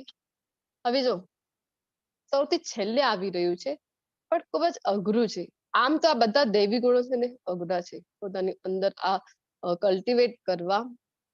દૈવી ગુણો બધા જ અઘરા છે પરંતુ માનની ઈચ્છાથી ભગવાન જે કહી રહ્યા છે લાસ્ટ ગુણ દૈવી ગુણમાં તો આ તો જતા ખૂબ જ વાર લાગે છે. ઘણા બધા લોકો છે કે બધું જ ત્યાગ કરીને જતા રહે છે પરંતુ આ જે માન વાળું જે ગુણ છે ને એ ક્યાં ને ક્યાં મનમાં સુષુપ્ત અવસ્થામાં પણ રહી જાય. એક માનની અપેક્ષા સદૈવ હોય છે. સંન્યાસ લઈ લે ઘણી વખત બધું જ સંસાર બધું જ ત્યાગ કરી દીધું પરંતુ આ માનની ઈચ્છાથી મુક્તિ મળતી નથી ઇઝીલી. તો ભગવાન કહે છે કે આ બધા દિવ્ય ગુણો છે દૈવી ગુણો છે જે દૈવી પ્રકૃતિ વાળા દેવતુલ્ય પુરુષોમાં જોવામાં આવે છે. ભગવાનના ધામમાં આપણને જવું છે તો આવા દૈવી ગુણો આસુરી ગુણો લઈને જઈશું ભગવાનના ધામમાં તો આપણને એન્ટ્રી મળશે નહીં. ત્યાં ભગવાન આપણને આવવા નહીં ભગવાનના ધામમાં એન્ટ્રી જ નહીં મળે. શું કામ? કારણ કે જો આપણે વાત કરી હતી કે સફરજનની ટોપલી છે એમાંથી એક જ સફરજન છે આખી ટોપલીમાં ફ્રેશ એપલ છે પરંતુ એક જ એપલ આમાંથી જો ખરાબ હોય તો શું થાય છે? બધા જ ફળો ખરાબ થઈ જાય છે કે નહીં? તો આ આપણામાંથી કોઈ પણ એટલે કે આસુરી ગુણો સાથે કોઈ પણ આપણે મનુષ્યોમાંથી કોઈ પણ એક ચાલ્યો ગયો ભગવાનની ધામમાં તો શું થશે? ત્યાં બધા દિવ્ય ગુણો ધરાવનારા લોકો છે આપણે એમને પણ ખરાબ કરી દઈશું તો ભગવાનના ધામમાં આપણને એન્ટ્રી મળે નહીં આસુરી ગુણો સાથે. હવે દૈવી ગુણો તો બતાવી દીધા છે હવે ભગવાન છે આસુરી ગુણો વિશે જણાવવા લઈ રહ્યા છે.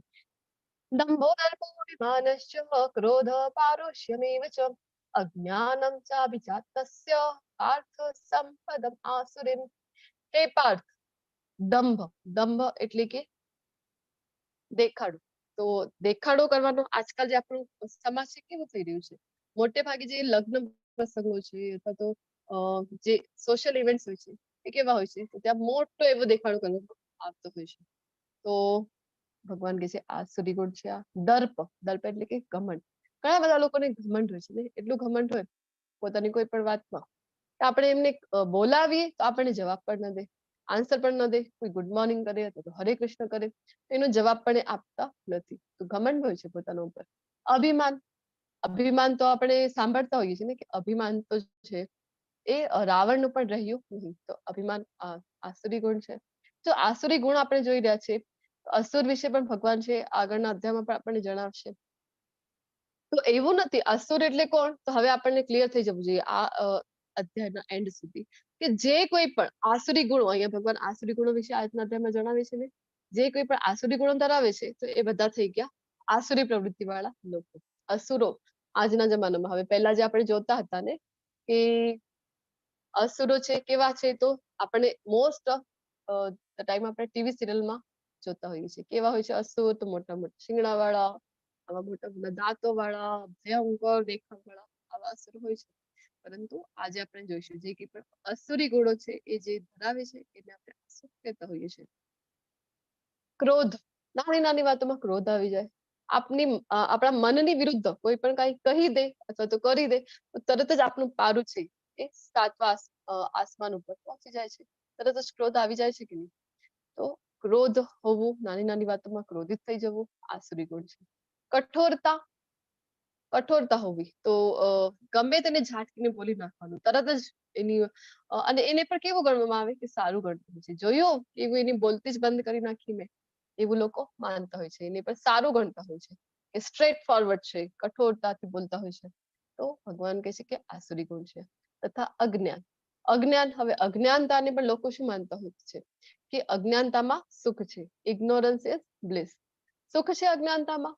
જો આપણે સામે ખાડો છે આપણને ખબર નથી અને ખાડામાં પડી જવાય આપણે કહીએ કે અજ્ઞાનતામાં સુખ છે. કેવી રીતે સુખ છે તમે જણાવો? તો આપણને એમ થાય ને કે હા ભગવદ ગીતાનું જ્ઞાન લઈ રહ્યા છે ને તો પ્રોબ્લેમ ક્રિએટ થઈ રહી છે તો ખબર પડી રહી છે કે આ તો કરવું જોઈએ આ તો કરવું ન જોઈએ. ઘણી બધી રેસ્ટ્રિક્શન્સ આવી ગઈ છે લાઈફમાં. જ્ઞાન જ ન લઈએ ને તો કોઈ પ્રોબ્લેમ જ નથી પછી કઈ છોડવાનું કઈ સવાલ જ રહેતું નથી. આપણે જ્ઞાન નહીં લઈશું જો આપણને ખબર નહીં હોય તો આપણે બચી જઈશું. કર્મના સિદ્ધાંત છે આપણા ઉપર લાગુ નહીં એવું જ નથી ને. અગ્નિ છે. અગ્નિ પોતાનું ગુણધર્મ એનું ગુણધર્મ કયું છે તો દજાડવાનું અગ્નિનું ગુણધર્મ છે. તો અગ્નિની પાસે જો નાનો બાળક આવી જાય જેને ખબર નથી દૂરથી જોઈ છે અગ્નિને તો ખૂબ અટ્રેક્ટિવ લાગે છે. અગ્નિનો જે કલર હોય છે આવો બ્રાઇટ કલર છે, અટ્રેક્ટિવ લાગે છે. અને જઈને એમાં જેમ હાથ મૂકે છે તો અગ્નિ એમ વિચારે છે કે ખબર નથી આને અજ્ઞાનતા છે, નાનો છે, તો હું દજાડીશ નહીં એવું વિચારે છે. હાથ એનું દાજી જ જાય છે કે નહીં? તો સેમ વે આપણે જો આને માનતા હોઈએ અથવા તો માનીએ નહીં, પરંતુ આ જે સિદ્ધાંતો છે આપણા ઉપર લાગુ પડે છે. તો અજ્ઞાનતા છે, ખાડામાં પડી જવાય. અજ્ઞાનતા જો આપણી પાસે હોય તો અધમથી અધમ યોનિમાં આપણે પડી જઈશું, કારણ કે કર્મ એ પ્રકારના કરીશું જો જ્ઞાન નહીં લઈએ તો ભગવાન કે છે અજ્ઞાનતા હોવી એ આસુરી ગુણ છે. અને એના પહેલા દૈવી ગુણમાં આપણને જણાવ્યું ને કે અધ્યયન કરવું જરૂરી છે, વેદાધ્યયન કરવું છે, શાસ્ત્રોનું અધ્યયન કરવું, એમના વિશે શ્રવણ કરવું એ દૈવી ગુણો છે. તો જો અહીંયા દુર્યોધન છે, રાવણ છે, બધા કેવા છે? એ લોકો પણ યજ્ઞ દાન અને તપ છે તો તપસ્યા એ લોકો પણ કરતા હતા ને. કેવી રાવણ તો કેવી કઠોર તપસ્યા એને પણ કરી હતી. પરંતુ આવતીકાલના અધ્યાયમાં જોઈશું કે તપસ્યાના જયારે વિવિધ પ્રકારો આવશે ને ભગવાન આપણને ગુણ મુજબ બતાવવાના છે કે આવી તપસ્યા કરી પરંતુ કોના પ્રીત્યાર્થે કરી રહ્યા છે એ ખૂબ ઇમ્પોર્ટન્ટ છે. પોતાની માટે, પોતાની પ્રસન્નતા માટે કરી રહ્યા છે પછી એમની ગતિ કેવી થશે. તો જો ઘણા બધા લોકો છે ખબર જ હોતી નથી કે કેવી કેવી જગ્યાએ દાન કરવું જોઈએ, કેવા કેવા લોકોની સહાયતા કરવી જોઈએ. અને આ બધા આસુરી પ્રવૃત્તિ વાળા લોકો છે, આવા અધમથી અધમ કાર્યો કરે છે અને અલ્ટિમેટલી થાય છે શું? પછી એમને અધમ યોની પ્રાપ્ત થાય છે. તો આટલા બધા ગુણોનું વર્ણન સાંભળીને આપણને એમ થશે કે હા, મારામાં પણ અમુક ગુણો દેવી છે પરંતુ અમુક તો આસુરી ગુણો મને પણ છે. ક્રોધ ભગવાન કે જે આસુરી ગુણ છે એ તો મારામાં પણ છે. પછી ભગવાને જણાવ્યું કે પવિત્રતા હોવી જોઈએ. હા, પવિત્રતા તો હું રાખું છું, તો દૈવી ગુણ પણ હું ધરાવું છું. એટ અ ટાઈમ આસુરી ગુણ પણ છે મારી અંદર, તો મારું શું થશે? તો જોઈશું આપણે કે દૈવી ગુણોનો વિકાસ કેવી રીતે કરવો અને આપણી અંદર જે અસુર છે, કયું અસુર છે? તો આસુરી ગુણો વાળું. આપણે જોયું ને આવું મોટા મોટા સિંગડા વાળા અસુર નહીં, ગુણો જે આસુરી ગુણો ધરાવે છે એ અસુર. તો એને આપણે પરાસ્ત કેવી રીતે કરી શકીશું? તો જો સફરજનની વાત કરી રહ્યા હતા આપણે, આખી ટોપલી ભરીને સારા સફરજન છે પરંતુ એક જ સફરજન છે એમાં સડેલું આવી ગયું તો શું થાય છે? આખી ટોપલી ભરીને જે સફરજન છે એ ખરાબ થઈ જાય છે કે નહીં?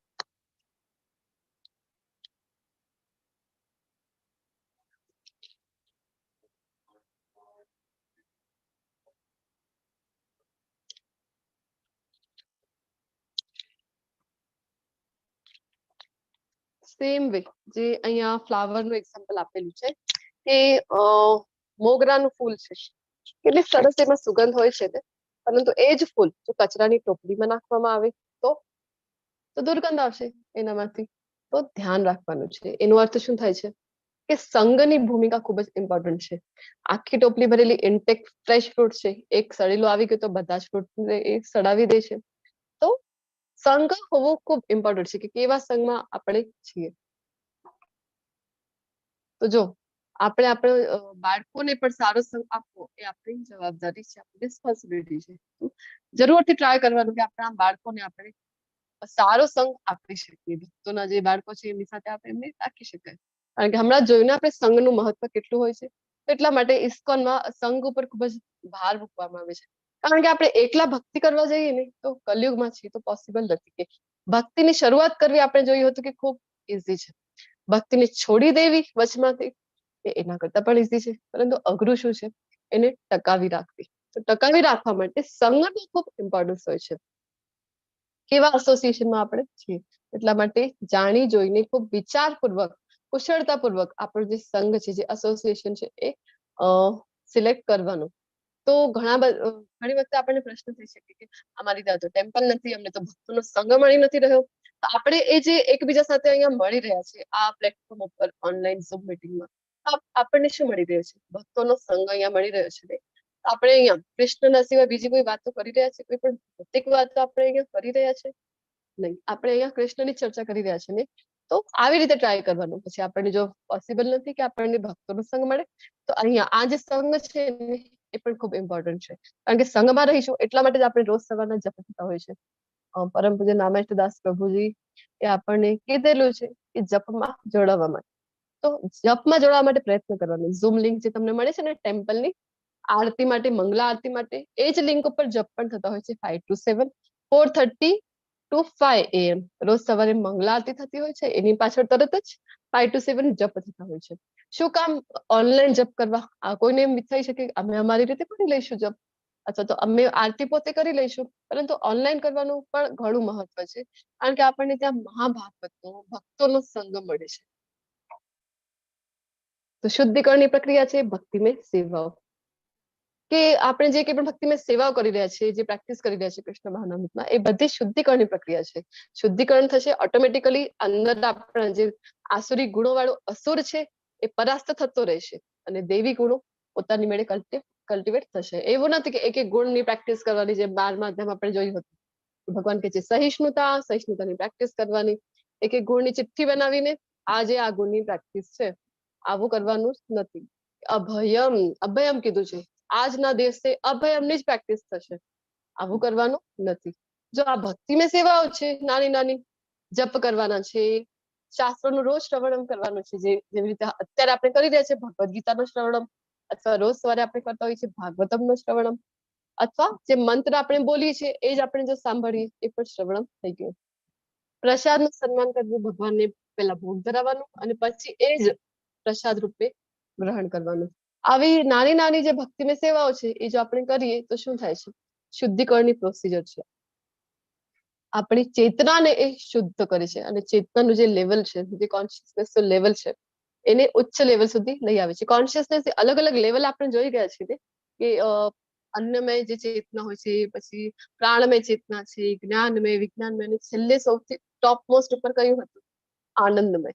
આનંદમય જે ચેતનાનું લેવલ ત્યાં સુધી ક્યારે વધશે? જ્યારે ભક્તિમય સેવા આપણે કરીશું અને આપણી જે શુદ્ધિકરણની પ્રક્રિયા થશે ત્યારે. તો દૈવી અને આસુરી ગુણમાં સતત જે યુદ્ધ છે એ ચાલ્યા કરે છે આપણા માઇન્ડની અંદર. તો દિવ્ય ગુણો, જે હમણાં આપણને દિવ્ય ગુણો વિશે જણાવ્યા હતા ને ભગવાને, તો એ બધા ગુણો કેવા છે? તો ભગવાન કહે છે કે મોક્ષ તરફ લઈ જનારા હોય છે, મુક્તિ મળી જાય છે. શેનાથી મુક્તિ મળી જાય છે? જન્મ મૃત્યુથી. અને આસુરી ગુણો છે એ કેવા છે? તો બંધનકારક હોય છે, બાંધે છે આપણને. કેવી રીતે બાંધે છે? જન્મ મૃત્યુમાં બાંધી દે છે. હે પાંડુપુત્ર, તું ચિંતા કરીશ નહીં. હવે આપણને ચિંતા થઈ રહી છે કે મારી અંદર તો બધે ગુણો છે, દૈવી ગુણો છે ને આસુરી ગુણો પણ છે. તો અર્જુનજીને પણ એવો વિચાર થઈ રહ્યો હતો, હું હિંસા કરવાનો છું. અહિંસા, ભગવાને તો કીધું તો અહિંસા દૈવી ગુણ છે, પરંતુ હું તો અહીંયા હિંસા કરવા જઈ રહ્યો. કેટલા બધા લોકોનું મારા લીધે અહીંયા હિંસા થશે. તો ક્રોધ તો હું પણ કરીશ, ક્રોધ કરશે તો જ તો હિંસા કરી શકશે, યુદ્ધ છે એ લડી શકશે. તો પછી આસુરી ગુણ પણ છે મારી સાથે, તો શું થશે? મને બાંધશે? ભગવાન શું કહે છે કે ના, તું ચિંતા કરીશ નહીં, કારણ કે તું દિવ્ય ગુણો સાથે જ જન્મેલો છે. અર્જુનજી છે એ ભગવાનના શાશ્વત પાર્ષદ છે. અર્જુનજીને કહે છે કે તારો તો જન્મ જ દિવ્ય ગુણો સાથે થયેલું છે અર્જુન, તારી ચિંતા કરવાની આવશ્યકતા નથી. અહીંયા કહી રહ્યા છે જો માં શુચઃ, તો એવું જ હજી 18મા અધ્યાયમાં પણ ભગવાન કહે છે કે અહમ સર્વ પાપેભ્યો મોક્ષયિષ્યામિ મા શુચઃ, કે સર્વ ધર્મ પરિત્યજ્ય મામ એકમ શરણમ વ્રજ, કે બધા જ ધર્મનો ત્યાગ કરીને મારી શરણ ગ્રહણ કરી લે તો હું તારો બધા જ પાપોથી રક્ષણ કરીશ. માં શુચઃ, તારી ચિંતા કરવાની જરૂર નથી. અહીંયા કહી રહ્યા છે કે તારો જન્મ જ દૈવી ગુણો સાથે થયેલું છે, તો તારી ચિંતા કરવાની જરૂર નથી. તો ભક્તિ જીવન જે છે એ ક્યારથી શરૂ કરવું જોઈએ? હવે આપણને ખબર પડી ગઈ છે. સાર જે છે, શુદ્ધિકરણની પ્રક્રિયા કેમ થશે? ભક્તિની સેવાઓથી થશે. તો ભક્તિની સેવાઓ ક્યારથી કરવાની? કરીશું ને અમે રિટાયર થઈ જાય ને બસ એ જ કરવાનું છે અમારે. શ્રીમદ ભગવદ ગીતાનું જ્ઞાન લઈશું, ભાગવતનું શ્રવણ કરીશું, માળા જપ કરીશું. કેટલી કરવાની છે? ત્યારે કરીશું અમે, અત્યારે નહીં. અત્યારે અમારી પાસે ટાઈમ નથી. તો જો જે પ્રહલાદ મહારાજ હતા, એમણે ક્યારથી શરૂઆત કરી હતી ભક્તિમય સેવાની? તો જ્યારે એમનું જન્મ પણ થયું નહોતું, જન્મથી પહેલા જ. તો જ્યારે એમની માતા કયાદુના ગર્ભમાં હતા ત્યારે જે દેવતાઓનો રાજા છે ઇન્દ્ર, એમને ખૂબ ચિંતા થાય છે કે અરે હવે તો હિરણ્યકશિપુની જે પત્ની છે એ ગર્ભવતી છે. આ હિરણ્યકશિપુ આ એકલો જ કેટલો બધો એને તો બધાને હેરાન કરી મૂક્યો છે, કારણ કે સ્વર્ગના દેવતાઓ છે એ પણ એનાથી ધ્રુજતા હતા. એટલો આ ભયંકર હતો આ જે હિરણ્યકશિપુ છે એ. કારણ કે આવા જે અસુરો છે તપસ્યા શું કામ કરતા હતા? જે વરદાન મળે એનાથી શું કરે? પાવર એ પ્રાપ્ત કરે, શક્તિ પ્રાપ્ત કરે અને બીજાને હેરાન કરે. તો તો સ્વર્ગમાં પણ એ જતો હતો, દેવતાઓને પણ ખૂબ હેરાન કરતો હતો. તો ઇન્દ્રને ચિંતા થતી હતી કે હવે આનો પુત્ર હશે, આ અસુરનો, આ કેટલો મોટો ખતરનાક ટાઈપનો આ હશે, આનો જે પુત્ર હશે એ. અમારું બધાનું તો શું હાલ થશે, આનાથી જ બધા ત્રસિત છે. તો પછી એ શું કરે છે કે જાય છે અને વિચારે છે કે એની જે માતા છે કયાદુ, એનો જ હું એનો જ નાશ કરી નાખું, એનો જ મૃત્યુ પલાણીના જ હું હરી લઉં, તો ના રહેગા બાંસ ના બજેગી બાંસુરી. પુત્ર જ આવશે નહીં, પુત્ર જ નહીં આવે અને અમને હેરાન પણ નહીં કરે. આવી રીતે વિચારીને જાય છે કયાદુને મારવા માટે. પરંતુ નારદજી ત્યાં પ્રકટ થાય છે અને નારદજી રોકી છે, ના પાડી છે. પછી કે આ શું કરવા જઈ રહ્યા છો તમે, તમને ખબર છે કોણ આવવાના છે? તો ઇન્દ્ર છે એ કહે છે કે ના ખબર નથી કોણ આવવાના છે. ત્યારે નારદ મુનિ જણાવે છે કે આ તો મહાન ભક્ત શિરોમણી માતા કયાદુથી જન્મ લેવાના છે. પછી ત્યારે ઇન્દ્ર છે ત્યારે એને હાશ કરે છે, હાશ હવે અમને ચિંતા કરવાની જરૂર નથી, અને ત્યાંથી જતા રહે છે. પછી નારદજી છે પોતે આશ્રય આપે છે કયાદુને અને બધું જ જ્ઞાન એમને આપતા હોય છે કયાદુને. અને એ જયારે ગર્ભવતી હતા ત્યારે સાંભળી રહ્યા હતા. તો ગર્ભમાં જે બાળક હતું એમના પ્રહલાદ મહારાજ, ગર્ભમાં જ બધું જ્ઞાન લે છે. તો ગર્ભ સંસ્કારનું ખૂબ મહત્વ છે, આપણને ખબર પડે છે શાસ્ત્રોથી. હજી એકોની ઘટના છે કે ગર્ભમાં જ બધું જ્ઞાન યુદ્ધ કળા શીખી ગયા હતા. જાણી મજા અભિમન્યુ અભિમન્યુ અભિમન્યુ અભિમન્યુ અર્જુનજીના પુત્ર ચક્રવ્યુહ છે, ગર્ભથી શીખી ગયા હતા ને ચક્રવ્યુહનું જે ચક્રવ્યુહ જ્ઞાન છે. તો ખૂબ ઇમ્પોર્ટન્સ હોય છે ગર્ભ સંસ્કારનું, જે પહેલા આપણી આ બધું પ્રેક્ટિસમાં જ હતું. પરંતુ કાલાંતરે આપણે શું કર્યું છે કે બધું મોડર્નાઇઝેશનની ચક્કરમાં આ બધાને આપણે છોડી દીધું છે. આપણા શાસ્ત્રમાં જે આપેલું છે ને એ બધું જ સાયન્ટિફિક છે. આપણા જે ઋષિ મુનિઓ હતા ને એ સાયન્ટિસ્ટ હતા, આપણને બધું જે આપી ગયા છે. પરંતુ આપણે શું કર્યું, એને બધાને સાઈડ કરી દીધા છે અને સો કોલ્ડ મોડર્નાઇઝેશનમાં આપણે બધા ફસાઈ ગયા છે. તો ખૂબ મહત્વ હોય છે આ જો ગર્ભથી જ આપણે જયારે ગર્ભ સંસ્કાર કરતા હોઈએ છીએ, શાસ્ત્રનું જ્ઞાન લેતા હોઈએ છીએ, શ્રવણમ કરતા હોઈએ છીએ, તો આવનારું બાળક છે ને એ આવતા પહેલા જ ભક્તિમય સેવાઓ જે છે એના વિશેનું જ્ઞાન લઈને જન્મે છે. ધ્રુવ મહારાજ છે, ધ્રુવ મહારાજે ક્યાંથી શરૂઆત કરી હતી ભક્તિમય સેવાની? માત્ર 5 વર્ષના હતા ને નીકળી ગયા હતા ને વનમાં તપસ્યા કરી, મને ભગવાનને પ્રસન્ન કરવા છે. ગયા હતા અર્થાર્થી બનીને કંઈ પ્રાપ્ત કરવું હતું, પરંતુ જેમ જેમ તપસ્યા કરતા ગયા ભગવાનના દર્શન થયા તો પછી એમને થાય છે કે એમની ભૂલ એમને રિયલાઇઝ થાય છે કે અરે મેં આટલી તુચ્છ વસ્તુ માટે ભગવાનને પ્રસન્ન કર્યા છે. ના પાડે છે ભગવાન કે મને હવે કાંઈ જોઈતું નથી. પરંતુ ભગવાન એટલા કૃપાલુ છે, ભક્તવત્સલ છે, એ આપે છે, આ જગતમાં પણ આપે છે. કહે છે ને ભગવાન યોગક્ષેમમ વહામ્યહમ, કે પોતાના ભક્તોને જે વસ્તુની જરૂર છે એ આપે છે અને જે એની પાસે છે એનું રક્ષણ કરે છે. તો 5 વર્ષથી કરી હતી ધ્રુવ મહારાજે, આપણે ક્યારથી કરીશું, ક્યારથી કરવાની છે?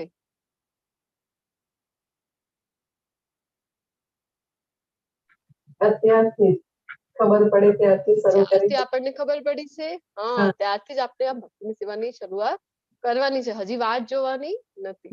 કારણ કે ઘડ પણ આવશે, પછી કોઈને ખબર છે, જો પરીક્ષિત મહારાજને ખબર હતી કે 7 દિવસ છે એમની પાસે, આપણને ખબર છે આપણી પાસે કેટલો સમય છે. જ્યારથી આપણને ખબર પડી છે ત્યારથી જ આપણે ભક્તિની સેવાની શરૂઆત કરી દેવી જોઈએ.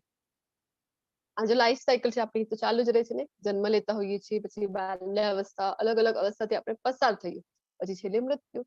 આ તો સાયકલ છે એ કન્ટિન્યુ ચાલુ જ રહેવાની છે. જો ભક્તિની સેવા કરીશું તો આપણે મુક્તિ પ્રાપ્ત કરી શકીશું. જે લોકો આસુરી હોય છે તેઓ જાણતા નથી કે શું કરવું જોઈએ અને શું કરવું ન જોઈએ. વિવેક કહીએ ને આપણે, કે એમની બુદ્ધિમાં આ ડિફરન્શિએટ પણ કરી શકતી નથી કે મારે કરવા યોગ્ય શું છે. આજકાલ આપણે જોતા હોઈએ છીએ ઘણા બધા લોકો આપણી આજુબાજુમાં છે, એમને એ વિવેક જ રહેલું નથી. એક તો ખાવા પીવાનું પણ વિવેક નથી, બોલવાનું પણ નથી, અને કરવાનું પણ ક્રિયા કઈ કરવી જોઈએ કઈ નહીં. તો ભગવાન કહે છે કે ખબર જ નથી. આસુરી પ્રવૃત્તિ જેનામાં હોય છે તેમાં નથી પવિત્રતા. આસુરી ગુણો જે ધરાવે છે પવિત્રતા હોતું નથી. આંતરિક તો છોડી જ દો, ભગવાનમાં માનતા નથી ત્યારે જ આસુરી પ્રવૃત્તિ છે. ભક્તિની સેવા નથી કરતા ત્યારે જ આસુરી પ્રવૃત્તિ છે. તો બાહ્ય પવિત્રતાનું પણ એ ધ્યાન રાખતા નથી કે સ્વચ્છ રહેવું જોઈએ, મારે કંઈ પણ ખાતા પહેલા હાથ ધોવાનું છે, પવિત્રતા રાખવાની છે. નહીં, બધું ચાલે. નથી ઉચિત આચરણ કે નથી સત્ય જોવા મળતું. સત્ય પણ બોલતા નથી, જૂઠું બોલતા હોય છે. ને આચરણ ખૂબ મહત્વ છે ને આચરણનું. તો કહેવાય છે ને કે કોઈ પણ વસ્તુનો પ્રચાર કરવું હોય તો સૌથી પહેલા એ આચારમાં લાવવો જોઈએ. અને આપણે આચાર્ય જે શબ્દ આપણી પાસે છે પરંપરામાં આપણે વાપરતા હોઈએ છીએ, તો આચાર્ય કોને કહેવાય છે? જે આચરણથી પોતાના શીખડાવે છે એ આચાર્ય છે. શું કામ? જ્યારે ગુરુ શિષ્ય પરંપરાને ફોલો કરતા હતા તો ગુરુના આચાર્યના શબ્દોનું એટલું મહત્વ હતું કે જે કહેતા હતા ગુરુ એ જ શિષ્યો ફોલો કરતા હતા કે અત્યારે આપણને જોવા મળે છે આજે મોડર્ન એજ્યુકેશન પદ્ધતિ લઈ રહ્યા છે તે આપણને જોવા મળતું નથી, કારણ કે જે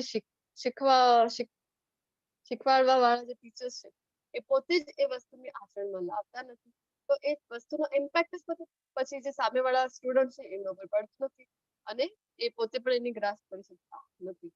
આચરણ ખૂબ ઇમ્પોર્ટન્ટ છે. પ્રભુપાદજીના એક શિષ્ય હોય છે, પ્રભુપાદજી એમને મોકલે છે ચાઇનામાં, આઈ થિંક ચાઇનામાં મોકલે છે કે પ્રચાર કરવા માટે. તો એ શિષ્ય પ્રભુપાદજીને કહે છે કે પ્રભુપાદજી મને ત્યાંની ભાષા નથી આવડતી, ચાઇનીઝ ભાષા છે ત્યાંની મને આવડતી નથી. તો રશિયા હતું કે ચાઇના એ મારાથી ભૂલાઈ ગયું છે, પરંતુ મોકલે છે આવી રીતે બીજા દેશ. તો પ્રભુપાદજી એના શિષ્યને શું કહે છે કે તને જો ભાષા નથી આવડતી ને કોઈ વાત નથી, તારું જે આચરણ છે ને એ જ જોઈને લોકો તને ઓટોમેટિક ફોલો કરવા લાગી જશે. તો આચરણનું એટલું મહત્વ હોય છે. તેઓ કહે છે કે આ જગત મિથ્યા છે. કોણ? જે આસુરી પ્રવૃત્તિ વાળા લોકો છે એ શું કહે છે કે આ જગત મિથ્યા છે. આપણે જોયું ને કે કહેતા હોય છે જગત મિથ્યા, બ્રહ્મ સત્ય, જગત મિથ્યા. આપણે જોયું કાલના અધ્યાયમાં કે જગત મિથ્યા નથી, જગત વાસ્તવિક છે પરંતુ અસ્થાયી છે. તેનો કોઈ આધાર નથી અને તેનું નિયમન કરનાર કોઈ ભગવાન નથી. ભગવાન વગર કોઈ છે નહીં. આ બધું કેવી રીતે થાય છે? બધું પોતાની મેળે થાય છે. આવું એ માનતા હોય છે આસુરી પ્રવૃત્તિ વાળા લોકો છે. તેમનું કહેવું છે કે તે કામેચ્છાથી ઉત્પન્ન થયેલું છે અને કામ સિવાય તેનું બીજું કોઈ કારણ નથી. આ બધું આખું જે જગત છે ઉત્પત્તિ કેવી રીતે થઈ, કેવી રીતે વધ્યું આખું જગત? તો કહે છે કે એક જ એનું કારણ છે, જે સ્ત્રી પુરુષનો સંબંધ હોય છે આ જ એની પાછળનું કારણ છે. બીજું કોઈ કારણને એ માનતા નથી, ભગવાનનો વિશ્વાસ જ નથી. આવા નિષ્કર્ષોને અનુસરનારા આત્મજ્ઞાન ગુમાવી દીધેલા બુદ્ધિહીન આસુરી લોકો એવા અહિતકર અને ભયાવહ કાર્યોમાં પરોવાયેલા રહે છે કે જે જગતના વિનાશ માટે હોય છે. આસુરી પ્રવૃત્તિ વાળા લોકો, જો સાયન્ટિસ્ટ પણ એમાં આવી ગયા. સાયન્ટિસ્ટ છે, આવી બધી વસ્તુની શોધ કરી છે ને, વાસ્તવમાં એ માનવ જીવન માટે વરદાન તો નહીં પરંતુ આપણે કહી શકાય કે શ્રાપની જેમ એ કાર્યરત થાય છે, એવો એ સાબિત થાય છે. કારણ કે આટલી બધી વસ્તુઓની ખોજ કરીને સાયન્ટિસ્ટોને તો શું લાગે છે અમે ખોજ કરીએ છીએ, અમે આગળ વધી રહ્યા છે લાઈફમાં, વિકાસ જેને આપણે માની રહ્યા છે ને વાસ્તવમાં એ વિકાસ છે. આપણે વિચારવું જોઈએ. આજકાલ તો કેવું છે આપણી પાસે કઈ વિચારવા માટે સમય જ રહ્યું નથી. તો જ્યારે આપણે આત્મચિંતન કરીએ ને તો આપણને ખબર પડે છે કે આપણા જે આપણી પહેલાની જે પેઢી વાળા છે, એટલે આપણી માતા પિતાના પણ જે પૂર્વજો છે, આપણા દાદા દાદી એજના આપણે કહી શકીએ છીએ, એ લોકો ગામમાં રહેતા હતા, કેટલું સિમ્પલ જીવન એ લોકો જીવતા હતા કે નહીં? તો એ લોકોનું જીવન કેવું હતું આપણે જોઈ શકીએ છીએ. આપણા દાદીને જોઈશું ને તો જ આપણને ખ્યાલ આવી જશે કે એ લોકોને 90 ની એજની આસપાસ આવી જાય ને તો પણ ક્યારેય ડેન્ટિસ્ટ પાસે જવું પડતું નથી, કોઈ આંખોનો ડોક્ટર પાસે જવું પડતું નથી, કાનથી પણ બરાબર એમને સંભળાય છે. અને આપણે કેવા થઈ ગયા છે કે અત્યારે જ આપણે તો બધા ડોક્ટર પાસે જવું પડે છે.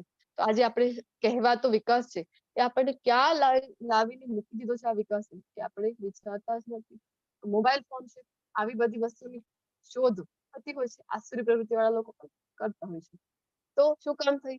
એમ લાગે કે ટેકનોલોજીમાં આગળ વધી રહ્યા છે ટેકનોલોજીમાં, પરંતુ કેટલી બધી વસ્તુઓ તો છૂટી જાય છે ને, જે આપણી નજીકના પ્રિયજનો છે એમનાથી જ આપણું રિલેશન છે એ છૂટતું જાય છે, એમની સાથે ડિસ્ટન્સ વધતું જાય છે. અને જે દૂર દૂર બેઠેલા છે આપણી ઉપર, આપણે કહેતા હોઈએ છીએ ફેસબુક ઉપર કેટલા ફ્રેન્ડ્સ છે, હજારો ફ્રેન્ડ્સ ફેસબુક ઉપર આપણા હોય છે, 5000 ફ્રેન્ડ્સ ફેસબુક ઉપર છે, પરંતુ વાસ્તવમાં જે રિયલ આપણા સંબંધો હોવા જોઈએ આસપાસના ઘરના લોકો સાથે, આપણા નજીકના મિત્રો સાથે, તો એવા તો 5 વ્યક્તિ પણ આપણી સાથે આટલી કોન્ટેક્ટમાં હોતા નથી. બધું ભ્રમની દુનિયામાં આપણે બધા જીવી રહ્યા છે આજકાલ. તો આ કેવું છે? આ કોણ શોધ કરે છે? આસુરી પ્રવૃત્તિ વાળા લોકો આવી બધી વસ્તુઓની શોધ કરે છે જે આપણને ક્યાં લાવીને મૂકી દે છે. આપણે કહેતા હોય છે વિકાસ છે, જો આવી બધી ફેક્ટરીઝ જે રન કરવા માટે આટલો બધો ધુમાડો, આટલો બધો પોલ્યુશન થતો હોય છે અને ત્યારે જઈને આનું મેન્યુફેક્ચરિંગ થતું હોય છે. વાસ્તવમાં આવી બધી વસ્તુની જરૂર છે આપણને? આપણે વિચારવા જેવું છે. ભગવાન કહે છે કે આસુરી પ્રવૃત્તિ વાળા લોકો છે જે એવી વસ્તુઓનો શોધ કરે છે જે જગત માટે વિનાશકારી, હાનિકારક હોય છે. આટલા બધા ન્યુક્લિયર બોમ્બ બધા જ દેશ વાળાઓએ પોતાની રક્ષણ માટે ભેગા કરી લીધા છે ને કે એ જો ફોડી નાખવામાં આવે ને તો કેટલીક વખત પૃથ્વીનો વિનાશ થઈ જાય. આટલી ક્વોન્ટિટીમાં બધા પાસે જે છે ન્યુક્લિયર બોમ્બ અવેલેબલ છે. આવી બધી વસ્તુ ભેગી કરીને રાખી છે આપણે. પછી શું કહે છે કે મિથ્યા અહંકાર, બળ, દર્પ, કામ તથા ક્રોધથી મોહિત થઈને આસુરી મનુષ્ય પોતાના શરીરમાં તથા બીજાના શરીરમાં રહેલા સ્થિત પૂર્ણ પુરુષોત્તમ પરમેશ્વરની ઈર્ષ્યા કરે છે. તો જો મિથ્યા અહંકાર કયું છે આપણું? હું જ છું. હું જ સર્વસ્વ છું એમ, મતલબ જેમ કે કઈ બી આપણે ભણેલા હોય કે કઈ બી કામ કરતા હોય કે પૈસા હોય એનો જે આપણને અહંકાર ને અભિમાન હોય. હું જ છું એવી રીતે જે માની કે પોતાનું શરીર માનીને જે કે આપણે માનતા હોઈએ છીએ એ બધું આપણું થઈ ગયું મિથ્યા અહંકાર. સાચો અહંકાર કયું છે તો પછી ભગવાનનું નામ જપ કરવાનું કે હું બસ ભગવાનનું નામ કરું છું એનો મને અહંકાર. હું કૃષ્ણનો દાસ છું, આ આપણો થઈ ગયો સાચો અહંકાર. આપણે બધા તો જનરલી આ મિથ્યા અહંકારમાં છીએ કે નહીં? હું સ્ત્રી છું અથવા તો હું પુરુષ છું, હું એટલે કે ખૂબ જ્ઞાની, હું એટલે કે કોઈનો હું સગો વાલો જે થાઉં છું. આવી જ રીતે પોતાની શરીર માનીને જ આપણે જે માનતા હોઈએ છીએ મિથ્યા અહંકાર છે. બળ, પોતાની જે શક્તિ છે એનો એના ઉપર ઘમંડ હોય છે. દર્પ, ઘમંડ. કામ તથા ક્રોધ, કામ એટલે કે જે આપણી નથી જે વસ્તુ એને ભોગવવાની જે ઈચ્છા હોય છે એ છે કામ. ક્રોધ, નાની નાની વાતોમાં ક્રોધ થઈ જાય. આ બધી વસ્તુથી મોહિત થઈને ભગવાન કહી રહ્યા છે કે જે આસુરી મનુષ્ય છે ને એ શું કરે છે? બધાના શરીરમાં પરમાત્મા સ્વરૂપે વિરાજમાન છે ને કૃષ્ણ, તો કે છે એની ઈર્ષ્યા કરે છે તથા વાસ્તવિક ધર્મની નિંદા કરતા રહે છે. જો પરમાત્માને પણ એ દુઃખ પહોંચાડે છે. કેવી રીતે? કે જો પરમાત્મા જોઈ છે કે આ કેવી રીતે અધમથી અધમ યોનિમાં જવા માટેનો પ્રયત્ન કરી રહ્યો છે, તો પરમાત્મા જે બેઠેલા છે અંદર એમને પણ દુઃખ થાય છે કે નહીં? તો ઈર્ષ્યા કરે છે ભગવાનની, ઈર્ષ્યા કરીને પછી અધમ યોનિ પ્રાપ્ત કરે છે. અને વાસ્તવિક જે ધર્મ છે, જે શાસ્ત્રોમાં નિર્દેશ આપેલું છે, જો આ અધ્યાય આપણે ભણી રહ્યા છે તો ખૂબ ક્લિયર આપણે થવું જોઈએ કે શાસ્ત્રોમાં જે પ્રમાણે નિર્દેશ આપેલા છે એ પ્રમાણેનું વર્તન કરીએ તો દેવી કહેવાય, એના વિરુદ્ધનું વર્તન કરીએ તો એ આસુરી કહેવાય છે. તો કઈ ઘટના છે અહીંયા આસુરી ગુણ માટે?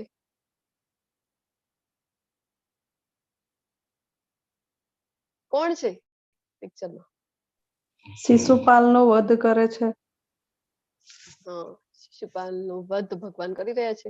શિશુપાલને 100 ભૂલો ક્ષમા કરવાનું જે ભગવાને વચન આપેલું હતું શિશુપાલની માતાને, તો ભગવાન એને રોકે છે કે આટલા બધા અપશબ્દો જયારે બોલે છે, આ રાજસૂય યજ્ઞ જયારે યુધિષ્ઠિર મહારાજ કરાવે છે એની પાછળ જયારે ભગવાનની સૌથી ઊંચા પદ ઉપર કોની સેવા કરવી જોઈએ, કોની પૂજા કરવી જોઈએ, તો ભગવાનની પૂજા જયારે કરવામાં આવે છે ત્યારે શિશુપાલ છે ખૂબ અપમાનિત, ઈર્ષ્યા કરે છે ને ભગવાનની, ઈર્ષ્યા કરે છે અને ભગવાનને ખૂબ ન બોલવાના શબ્દો ત્યારે બોલે છે.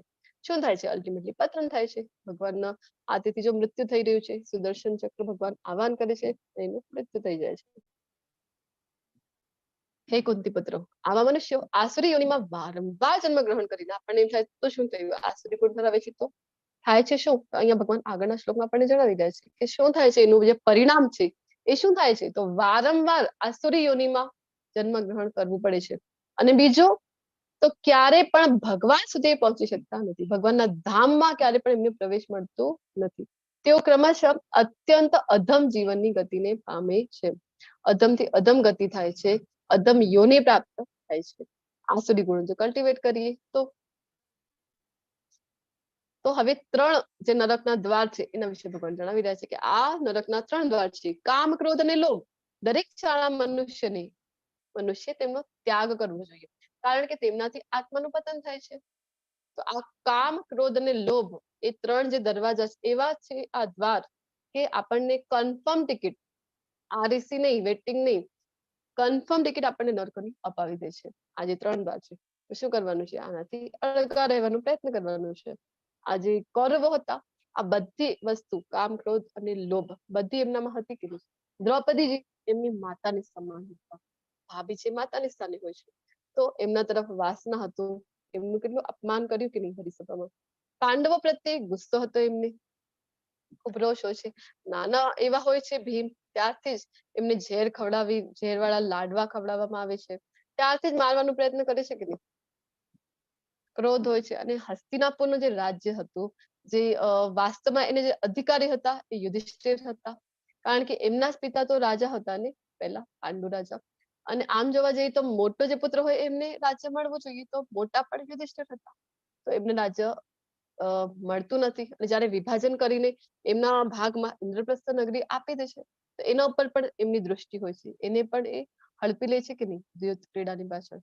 તો લોભ હતું, ત્રણ વસ્તુ કૌરવમાં હતી જેનાથી એમનું પતન થયું. તો 4 મનુષ્ય જીવનની ખામીઓ હોય છે. કઈ કઈ છે? આપણે બધા મનુષ્ય છે ને 4 ખામીઓ આપણી અંદર હોય છે. પહેલી તો ભૂલો કરવી. આપણે બધા વારંવાર ભૂલો કરતા હોય છે. પછી ભ્રમિત થતા હોઈએ છીએ, કોઈને કોઈ ભ્રમમાં આપણે જીવતા હોઈએ છીએ. આપણી જે ઇન્દ્રિયો છે એ કેવી છે? તો અપૂર્ણ છે.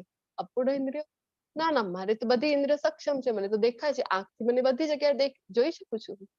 તો તમે મને જણાવો કે એક ડાર્ક રૂમમાં છીએ આપણે, અંધારું છે આખી રૂમમાં, અને ત્યાં બધી વસ્તુઓ પડેલી છે, આંખો પણ છે આપણી પાસે જેનાથી આપણે જોઈ રહ્યા છીએ, પરંતુ ડાર્ક રૂમમાં આપણે જોઈ શકીએ છીએ કોઈ પણ વસ્તુને?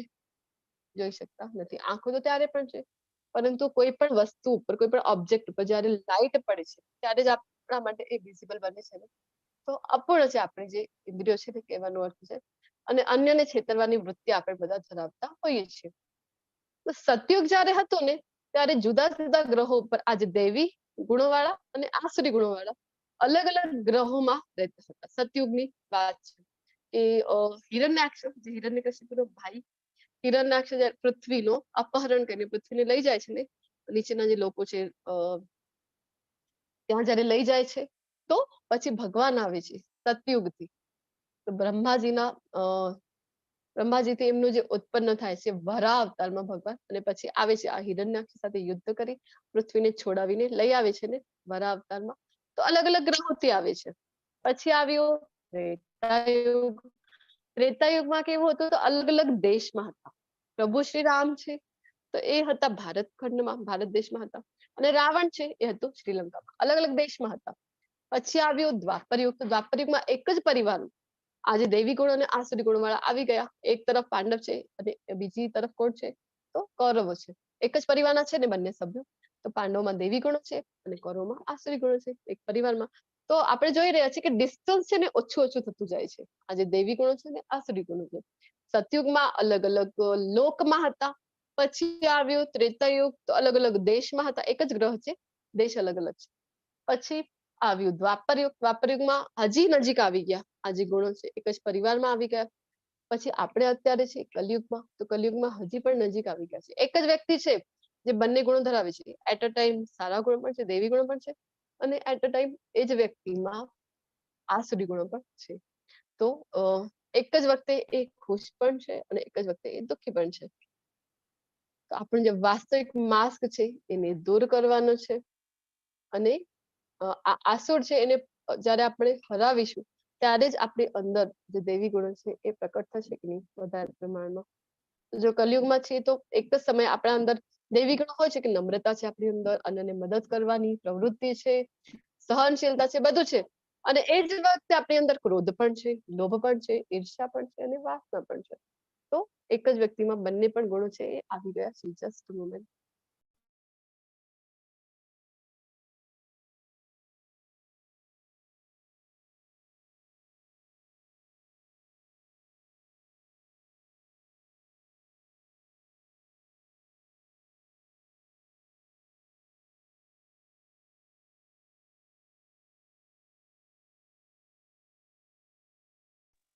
હરે કૃષ્ણ.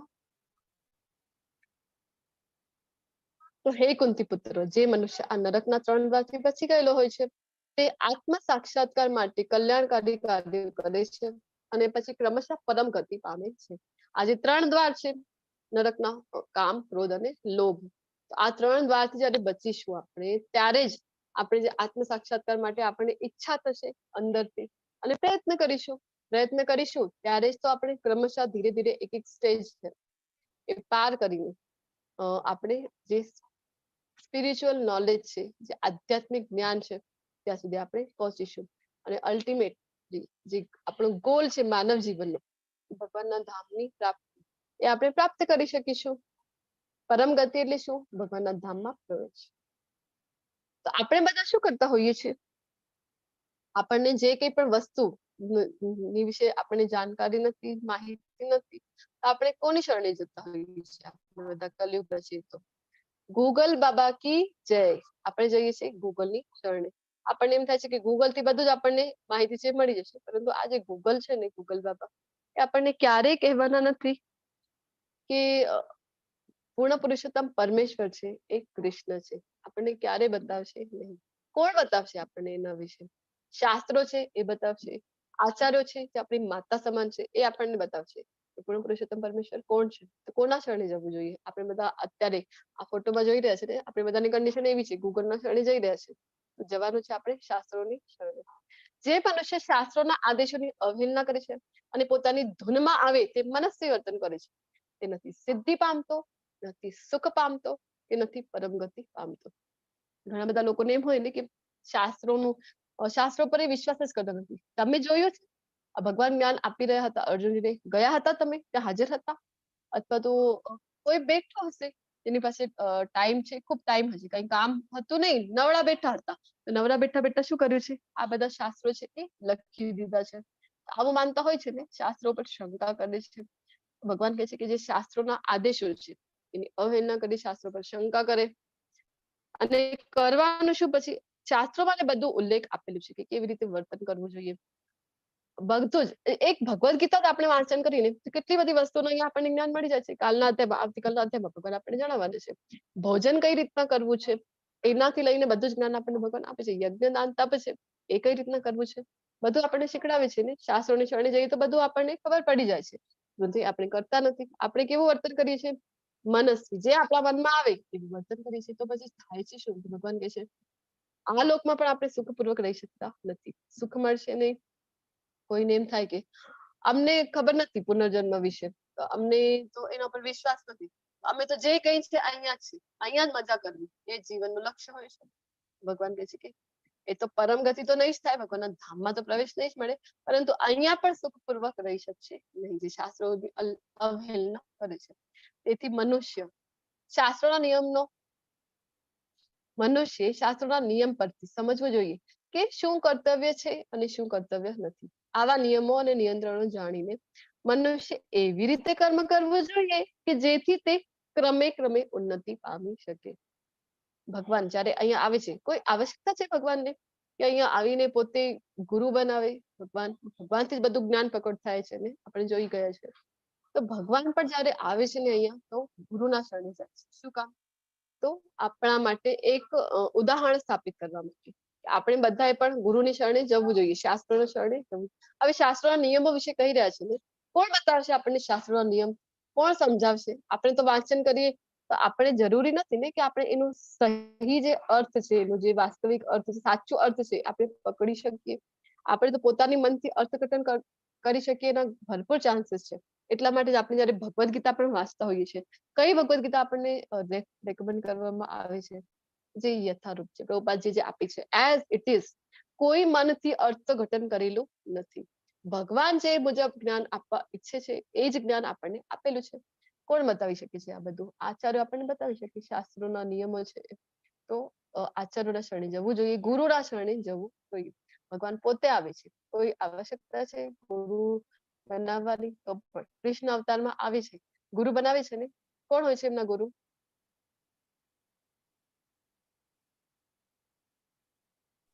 કૃષ્ણના ગુરુ કોણ છે?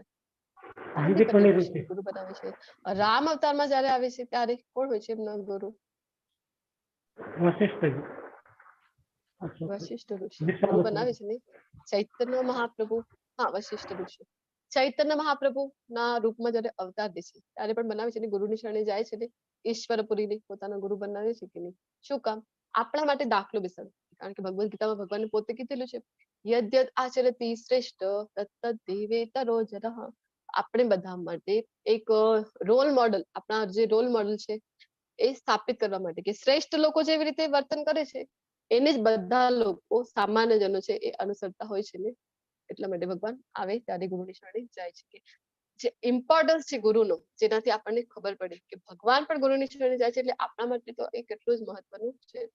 તો આપણી બધાની અંદર એક રાક્ષસ છે. કયું રાક્ષસ છે? કામનો, વાસનાનો, ક્રોધનો, લોભનો અને મોહ.